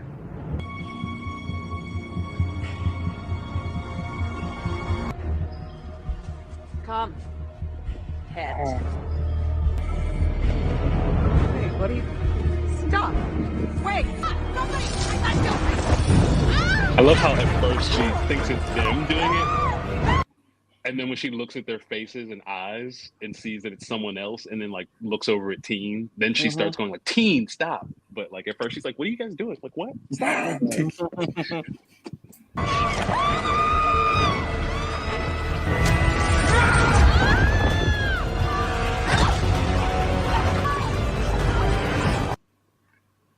See, Teen wanted to give witches a chance, but they didn't. Right. You know how like when you don't interact with a certain group of people a lot and you do it, but like the few times you've done it, you've had poor experiences. Mm-hmm. He seems like he's jaded a little bit by having like only bad experiences with witches. You know, like not every witch is bad, but these witches are clearly focused on their own thing and not necessarily into trying to build like a meaningful group. Right. And he seemed like he really wanted to have friends, and he realizes that like these people aren't friend material. Right. Well, I mean, that's just naive because they weren't friends from the jump. So Yeah. But they Hmm. were bonding in situations that put them at near death. And there was a certain level of connection that was happening. I think Agatha killing Alice changed that. Because, like, to your point, like, yes, he was naive for thinking something more, but they were actually moving as a group into something more. And then Alice died, and that, like, brought everybody sort of, it separated the progress they were making towards, like, being cohesive to a certain degree. Like, I thought if Alice had survived, I thought they would have, like, gotten out of there all right. You know, like, Agatha's like, please don't leave me, you know? Like, she hasn't cared about them before in any sort of way that she would plead like that. And so it felt like they were making progress to something. And then for whatever reason, whether it's Agatha's ability or choice or whatever, like Alice dying was tough. Now, yeah. to be fair to I did Alice, not want her to die. I was like, no. to be fair to her, she did have the fullest story arc of any of the characters. So if anyone was going to die and still feel fulfilled, she was sort of the prime candidate because we just watched her whole thing about her mom get sort of resolved in the last episode. But still very unfortunate. So do you think, I guess the question's about, do you guys think that everyone who's dead is staying dead? No. No, I do not. Same. Okay. Now the question becomes, do you think that everyone who dies is coming back in some form or fashion? Or is it only going to be select people? Like, for example, we did have Sharon Davis die, and we didn't have her spirit come back. Right? And we have Alice being dead now. Like, do you think both of them are coming back? Or is this something that's only reserved for the witches? Or maybe only Sharon Davis will come back and, like, whoever else dies won't? Like, do you think this will end up similar to Agatha's last thing? Or do you think, like, there's going to be some sort of backdoor, or maybe there, I mean, I would honestly, story-wise, I would hate it if it was like they weren't really dead. But if there's like some sort of pathway to resurrect them, then I'm fine with that if it makes sense. But like, it would be kind of obnoxious to kill all these people off and make it matter so much in these moments to have these character interactions, like the way the way Teen interacted with everybody, and how he ended up throwing them all under the bus or under the road or whatever. Right. That matters. So like, if Alice comes back later and it's like, I'm not dead, or like, you can save me, it sort of loses a little bit of that meaning now. But like, is that what you guys think, that like everybody who's died will have a chance to come back or will come back? So I think, and I could be wrong, but I think the reason I think that Alice might not necessarily be completely dead is because Agatha was stopped midway taking her power from her, and because it was, stopped. I have to go back and see, but from what I gathered from WandaVision, when she took the power from her mother and the Coven, she literally drained them completely, and then they just fell down. Whereas in this case, she stopped because of the Nicholas Scratch situation, and on top of that, again, whenever she was showing us the power, it fizzled out. So I don't necessarily know if she completely took her out or what. Also, another reason why I feel like that might not be a thing, the aspect ratio in this show didn't change. Yeah, when they went inside the trial. When they went inside the every trial, time they've gone inside the trials, the aspect ratio changes. So I don't know if this in my mind, I'm like, was this a trial or was this a trial? You know, because it's like, was it like a hallucination, like a hex type thing? I could be wrong, but it was like, again, the aspect ratio didn't change when they went into the trial, because in every trial the aspect ratio changes, and when they come out of it, it changes back. But in this case, it didn't do that. So I don't know. I could be wrong that she might not be dead, but at the same time, Rio was nowhere to be found in this scene after the fact. So yeah, I don't know. But And she then did Sharon, I say don't know. but Rio did say that Agatha kills witches and she takes the bodies. Of course, Right. Yeah. exactly. So that's what That's I'm why saying. Rio Rio. wasn't. So, but if you're taking a body and if you're like actually death, and if the backstory we have for you is that you love someone that we know is Agatha and you had to do something that they didn't like but was your job, then I would assume that like she's death. And so if she stayed behind with a body that they said was dead, then she's just collecting the body, Of not course, making it alive still. of course. So I get it. I will also say that I don't think she stopped in the middle of taking Alice's powers. I think she stopped near the end or pretty close to the end. And if that's the case, then like Alice could absolutely just be dead as hell. Like, because I personally want it to be permanent because I want it to be dark like that. Now, if you kill off everybody else, and at the end it's just like Agatha and Teen or Agatha and Rio, maybe like I don't know, and maybe she has a choice to That's what like I was get thinking. whatever power she's looking for, Mm-hmm. Right. or to bring her coven back. Then I can That's what see it maybe working in that way, yeah. That's what my thought process. but still, I almost would rather just that not be the case.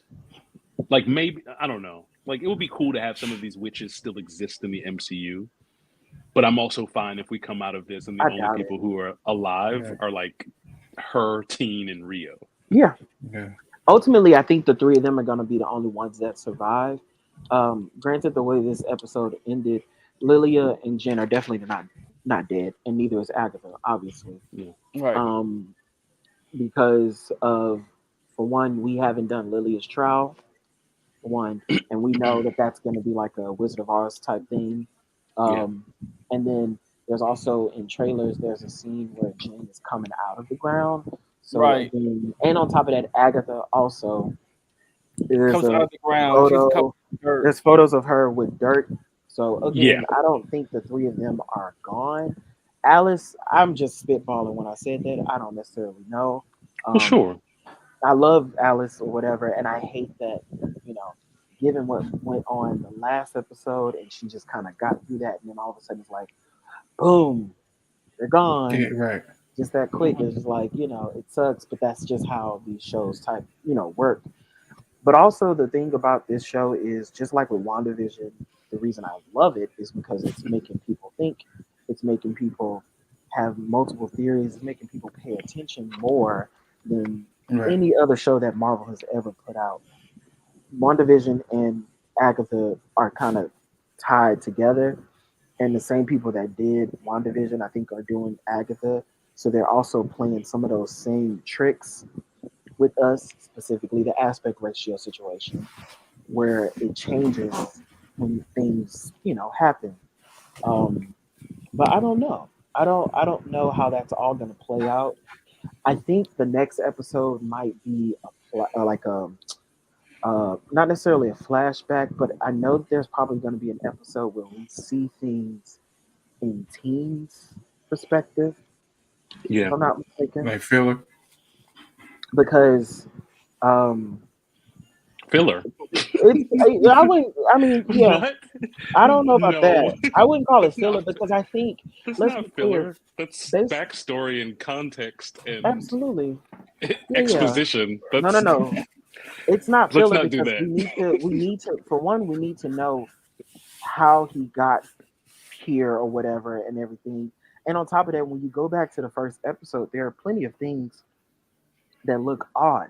For one, whenever she's interrogating him or whatever, when he starts saying the spell, he's sitting in a chair that was in her house. So it makes me wonder, like, were they in her house or were they in the interrogation room?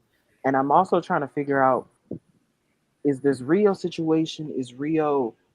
Does Rio care about Agatha as much as she does, or is she playing the Game of Thrones? I'll say that. You know what I'm saying? Like, is she saving face with Agatha, but also going against Agatha in a sense? I don't know, but Well, yeah. I mean, I think you do know. I think we've seen that it's happened. Like she clearly wants to kill her for whatever pain or yeah, hurt they have between each other. But she also cares deeply about her and has a staunch possessive mentality as it pertains to her. Like we saw her try to defend her from her mom. because she doesn't want And anybody to Jen was kill her like, but her. and Jen was like, well, you just wanted to slit her throat. And she was like, yeah, her mom can't have her. So like, Right.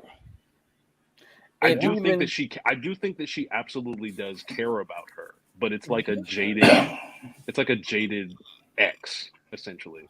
Mm-hmm. You know, it's almost like sometimes we have it this way, like between, just we have it this way where we can rag on people that we're close to, but other people can't. Mm.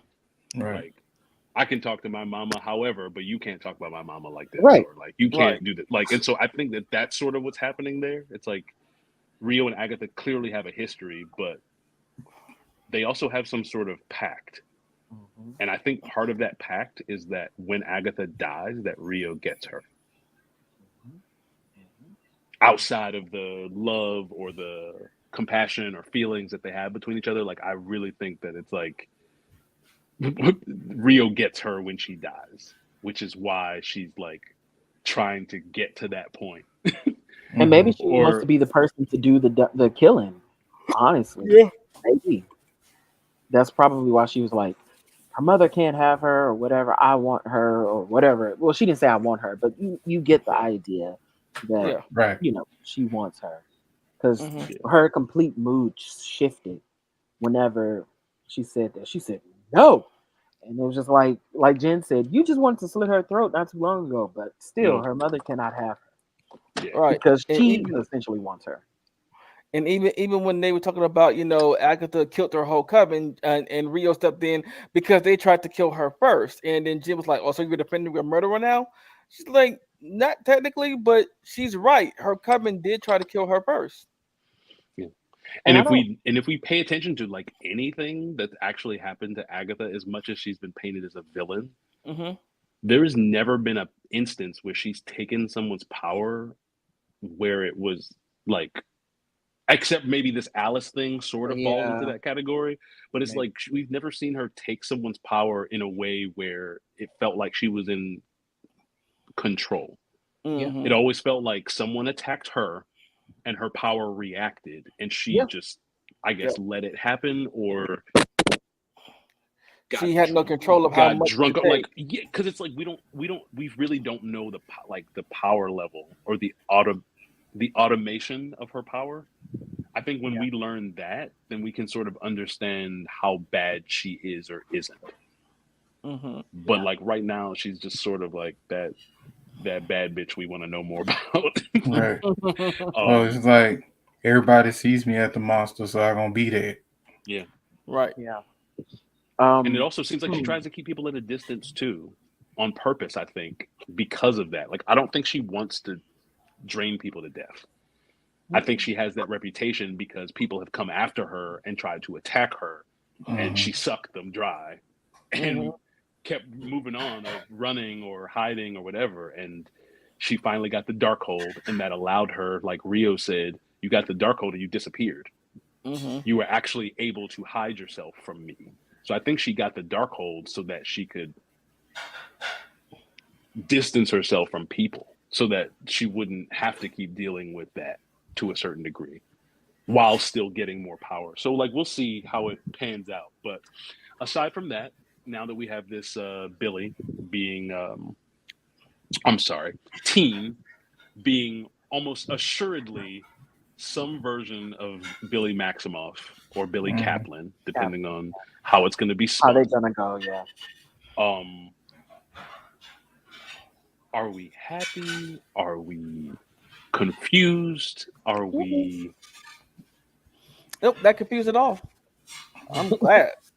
You don't have any questions I mean, about okay. anything. The only thing, well, I do because I have a question about because looking at it, um, so in the comics, Billy Kaplan is a resurrection of Billy Maximoff, and he got adopted into a family. Well, he's raised by a different family, of course, but when he came back, he was in a different body. And I'm like, that's my question. Are they going to spin it as maybe the hex version of him got resurrected back into this teen?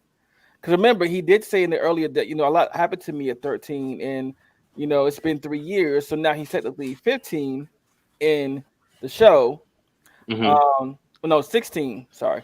Um, so I'm just wondering, are they going to spin it that way from his comic book origin to like fit the MCU now, to where it's like, yeah, my mom created me and my brother and my dad in the hex, and when she took it down, our spirits went into different bodies, and he's also like, I need to know where she is so I can know where my brother is, Tommy, and all these other questions that may come about. You know what I mean? Mm. It also might be the only one. He also might be the only one that could. Yeah. Because like if we're doing this, like he's the only one of the two that has powers like his mom. So like he's the only one feasibly, from what we've been shown so far, at least in the MCU, he's the only one feasibly that could have a power that could transfer his body, his consciousness, or his spirit into someone else. Because I don't think, like, it clearly wasn't that he was reborn into someone else, because he was already, it's only been 3 years, right? So it would have to have been within this period of time. I mean, he's clearly this kid that was from Eastview. He talks about his parents all the time. So it does seem like he's sort of like I don't want to say spiritual successor, but like he's got the essence or the soul of Billy within him. Yeah, and also the sigil. Some people are theorizing now that he did put the sigil on himself to hide himself about who he really is, in case anybody asks, like, who are you? And then the sigil happens. Yeah. Well, the sigil one looks like either a fancy M or a fancy W to a certain degree.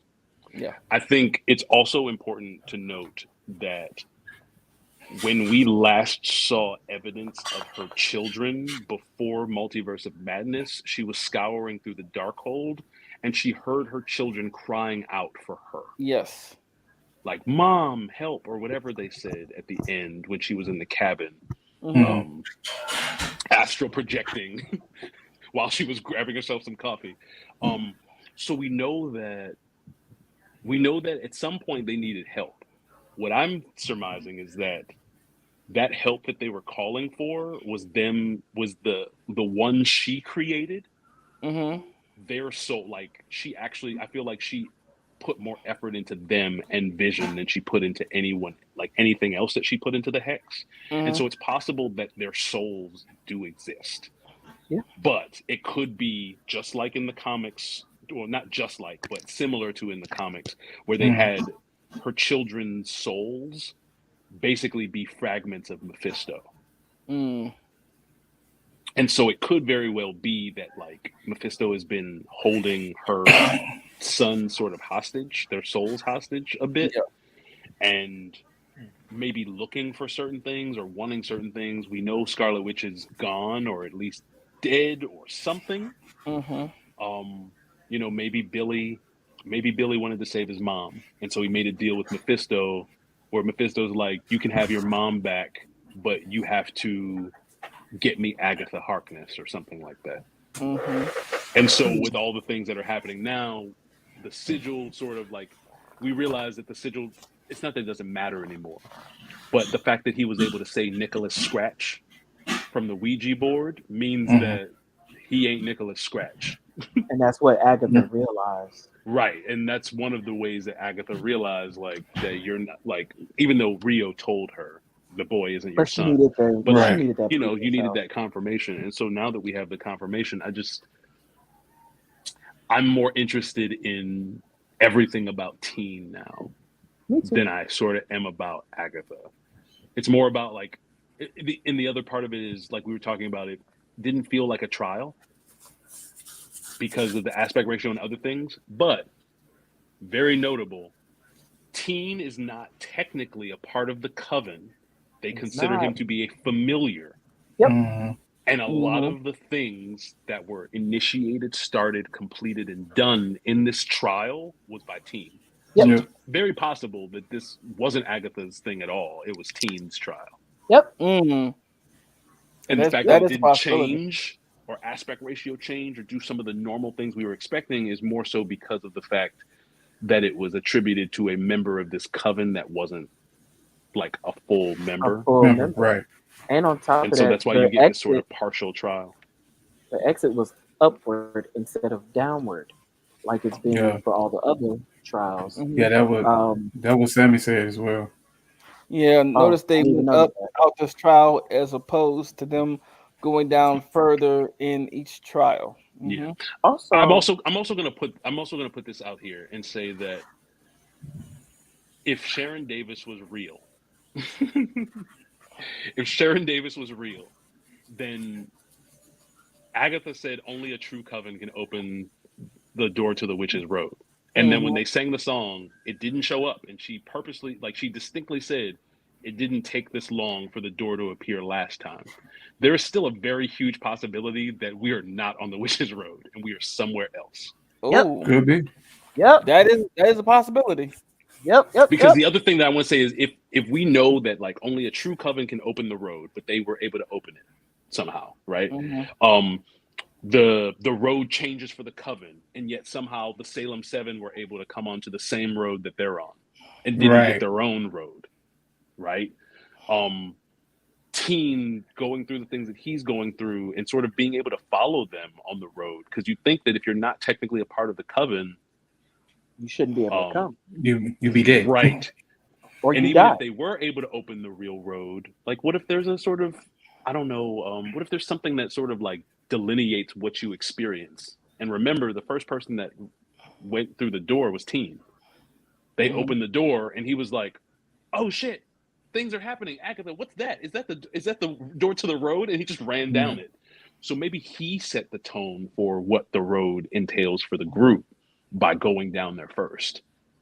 So there's just a lot, like there's a lot of things that are a little off about what's going on, and I absolutely would not be surprised if we get to the end of this and they're really in like hell or wherever Mephisto's lair is, and like this was all a ruse to make them think they were on the witch's road just to collect bodies or souls or whatever.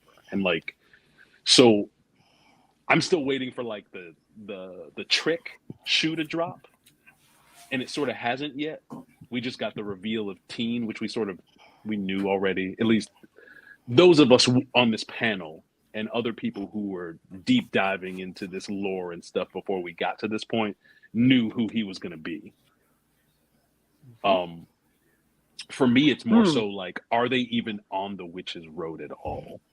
Yep. And on top of that, he was because I looked at episode 1 again because I feel like after this episode there was some things that I clearly didn't pay attention to.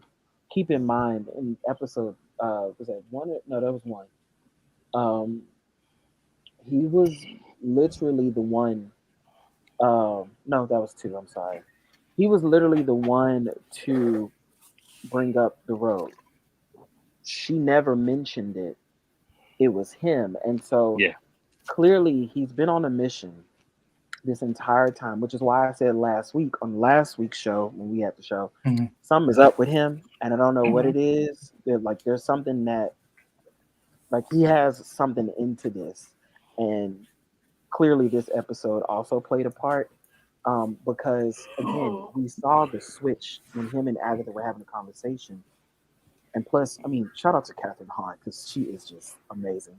But the switch of her mood when he said what he said, and she was like, "Nigga, what? Are you sure? Because what?" And so, two things. Hmm. I also said last week about how whenever he tried to tell the witches who he was, um, Sharon was with them, and she's a human. She Mhm. probably heard what he said, Mhm. and then she ended up dead at the end of the episode. And then when we started the next episode, you see, I was about to say Wanda. You see Agatha hovering over her, and she says, "I didn't think you had it in you." And of course, I thought she might have been talking to Sharon. But then, as Teen is digging up the grave, he was like, "Who are you talking about? What do you mean you didn't think they had it in them?" And she looks at him and she winks. So again, I feel like I could be wrong. Again, I'm speculating. Um, What's that? I don't. Somebody's in their kitchen. What's going on? Shuffling. It probably me. Hold on. Okay. It was you. We it makes me wonder again, like you said, this might be his version of the road, but also did he possibly kill Sharon? Honestly, because again, if I I'm mean, he's the one who spitballing, discovered she was dead, right? exactly He was the the only first one one, over her body. exactly. So that's what I'm saying. And on top of that, based off of the sigil only works on witches or whatever, and she's not a witch, so she heard what he said. She drank the wine twice. Yes, the wine is a way to get us off that scent, clearly. But I feel like he might have had something to do with it. Also, next thing, regarding another thing I noticed in episode one, around the time that Wanda was found dead, there was also a car accident in Eastview around the same exact time, and it had two individuals in the car, and there was blood in the back of the car or whatever, and the airbags deployed or whatever. Going back to the idea that um Billy's spirit is in Teen's body or whatever. If so, then maybe that might have been the one thing that happened. Like he might have been near death, and then Billy's Or spirit dead. came in, or dead, and Billy's spirit came in. And the reason I say that is because also during the end credits, John Locke's name is right in front of a thing that says near death Eastview. Yeah. Mm. So again, I love when they do shit like this because it makes me feel like I'm watching Yeah. WandaVision again because I'm paying attention to things that I normally wouldn't. But it's like Mhm. with these type of shows, you kind of have to because, as they say, the devil's in the details. Right. It's Literally, not the only place he's in. clearly, right? Clearly. Which is another another thing that Agatha said in WandaVision. What if they run into Madison from She-Hulk? Man. Okay, all right, not That would Madison. ruin the series for me. It really It would. really would. It It really would it would. would I hope that they don't do something stupid like that. Like Right. maybe at some point in time you can reference it because we did have that drawing of Madison like when she went to whatever realm she went to and she's like signing a contract and a goat is standing like next to Oh her. yeah. So like Mm. we have a lot of hints at certain things. I wouldn't Mhm. mind having those things combine or connect in ways, but like Madison with with a Y and two N's, but like But it's not what not you what you think. think. I don't I don't think she fits in here. No. I'm And that good. would be like we need the show to be as impeccable as possible because Dead. everyone always acts like all Disney shows do, or at least Disney Marvel shows do, is start off okay and then like Mhm. just like fail horribly At in the the second end, half. yeah. And I don't feel that way with all of them, but I hope that this one doesn't make too many people say something like that. Like I hope that this show continues to be strong. Trying to fit Madison in, I don't know. if there's a moment where you somehow fit like Wong in and Madison is with him, then like maybe. Uh-huh.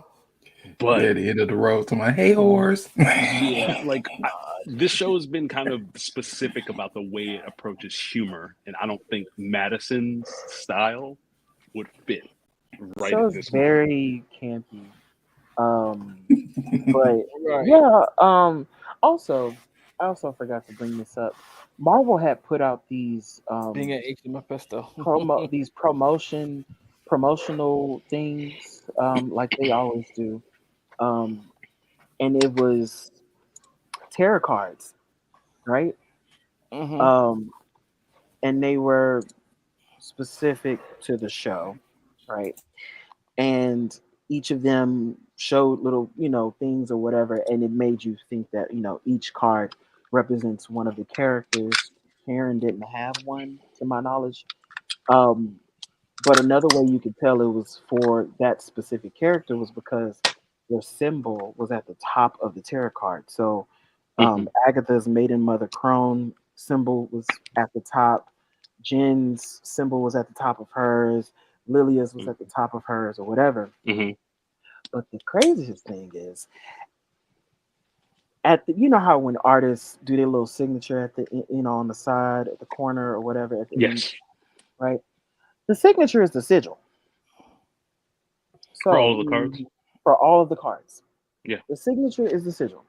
So again, and it's been said that one of the people who worked on the show, when they brought up I guess they were asked the question about the sigil, they said that with the sigil it was supposed to be um, like a redaction type thing or whatever, but we wanted it to be like a something that was very like somebody like an amateur spell or whatever, like somebody who basically didn't know what they were doing, they were just doing it, which again makes me think that maybe he did it to himself. I don't know, but again, theories gonna be theorying all up and through this show. I'm again with Cedro. I hope they don't do like a okey doke type thing at the end. We don't need another Ralph Boner, please and thank you. Um, but again, so far this show has been good. Also, this episode was the shortest episode Yes, it was. out of all the episodes. So yeah. So I mean I don't know. What do y'all think these next episodes are gonna give? Like, what do you expect? Do you think next week's gonna be a flashback? Because we're gonna get at least one, at Yeah. least. I mean, I think the next episode is gonna give us more backstory actually on Rio. No, wait. No, it's not. Well, because they did an episode 6 promo earlier, and in it I saw Jen coming out the ground. So was Lillian, I think, and maybe Agatha. But they sort of with dirt on her, and then Rio walking down in a all black. So it might be a mixed. It might be Rio. It might be Rio's. And what Because we happened still between her gotta and have the air and the earth Yep. um trials. Trial. Sorry. Yeah.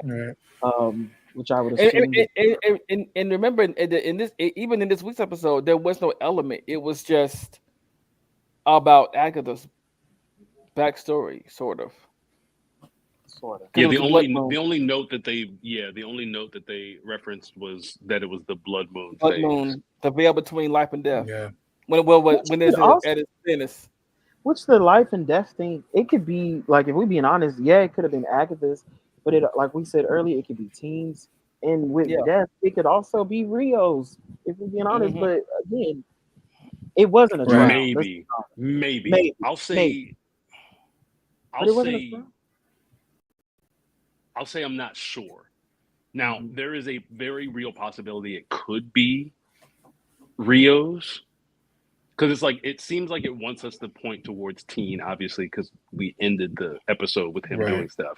And obviously, and we got the focus towards Agatha, it being Agatha's trial when they were in the trial.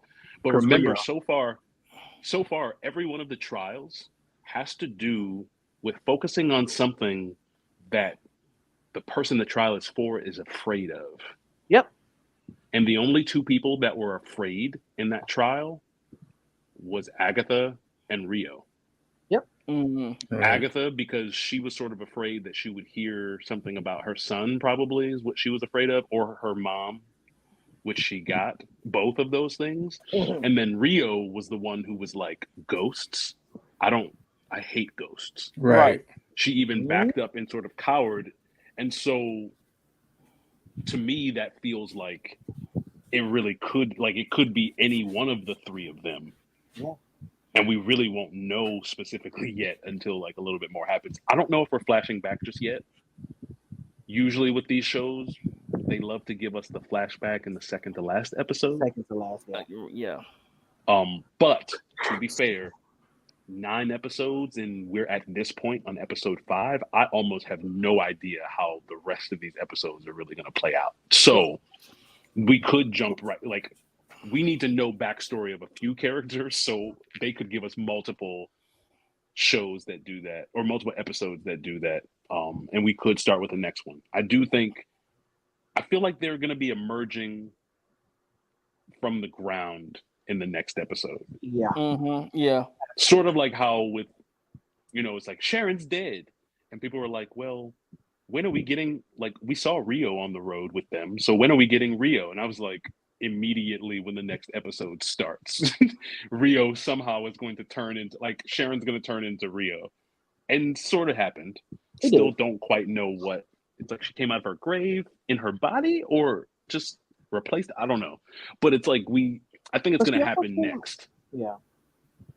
And then we'll find out a little more about Rio. We might have some interaction between Rio and Teen. It almost makes me wonder if Rio and Teen are working together. Because I don't know. Yeah. Okay, so Sammy says every episode has had a lyric for the title. What do you think the next lyric title will be? I can't make a guess on that, only because the episode with Alice and her mom in the song, that was her mom's song. Yeah. The lyrics from that. It wasn't the lyrics from the regular Witches Road song that we got the lyrics to in the beginning. So it could be lyrics from the main song, but it could also be lyrics from something else or changed a little bit in some way. Yeah. Also, something else to note, I think with this episode, it lingered on the darkest hour for a while until it put the Wake Thy Power. I think that was the name of this episode, right? Yeah. Dark Power, Wake Thy Power. It lingered on that for a while before it put Wake Thy Power. Whereas in the other ones, in Darkest Hour, Wake Thy Power is a quick lyric in the song, whereas the other ones are dragged out, but they came quick. Yeah.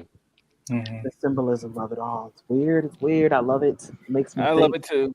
All these theories, all these things that could happen.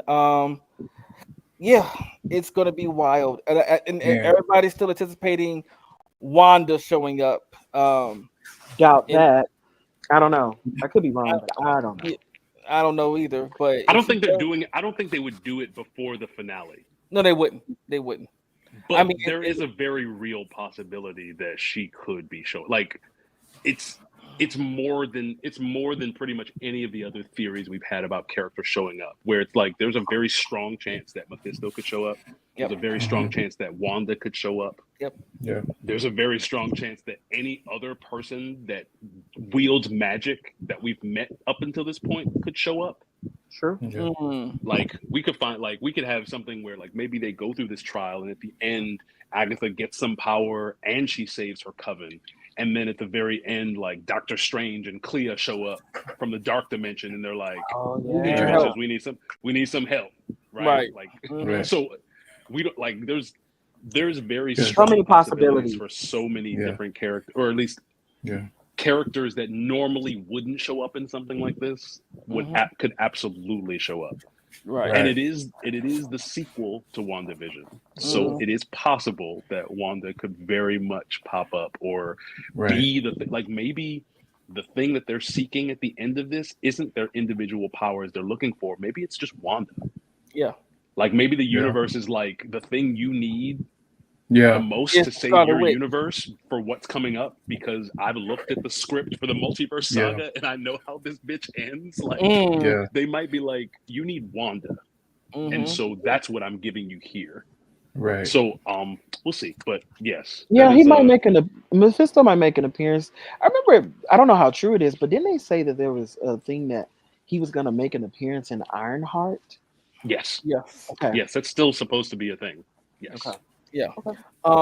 Also, Mhm. I'm gonna point out a few things before we wrap up. I'm gonna point out a couple things. Remember what they said about the Salem 7. Remember that their origin in this show was different from the comics, because in the comics, Nicholas Scratch leads the Salem 7, but here That's their children, his children, right? Yeah, they're the it's children his of children. the they're his children. But here they are the children of the coven that the women that Wanda killed, and not Wanda, sorry, Agatha killed, and she gave them mercy because she did kill their moms, and she was like, "No, I'll spare the children," and they grew up into a hive mind and that of deadly witches, and now they're hunting her, and that's why they all speak the same way and say the same thing over and over again, because they're a hive mind.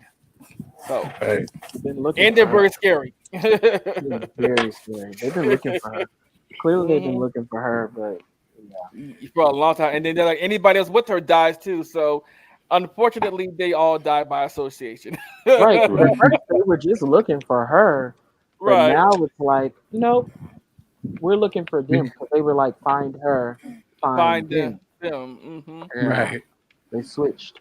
Yeah. I love it. The Like, show's great. yeah. And Oh,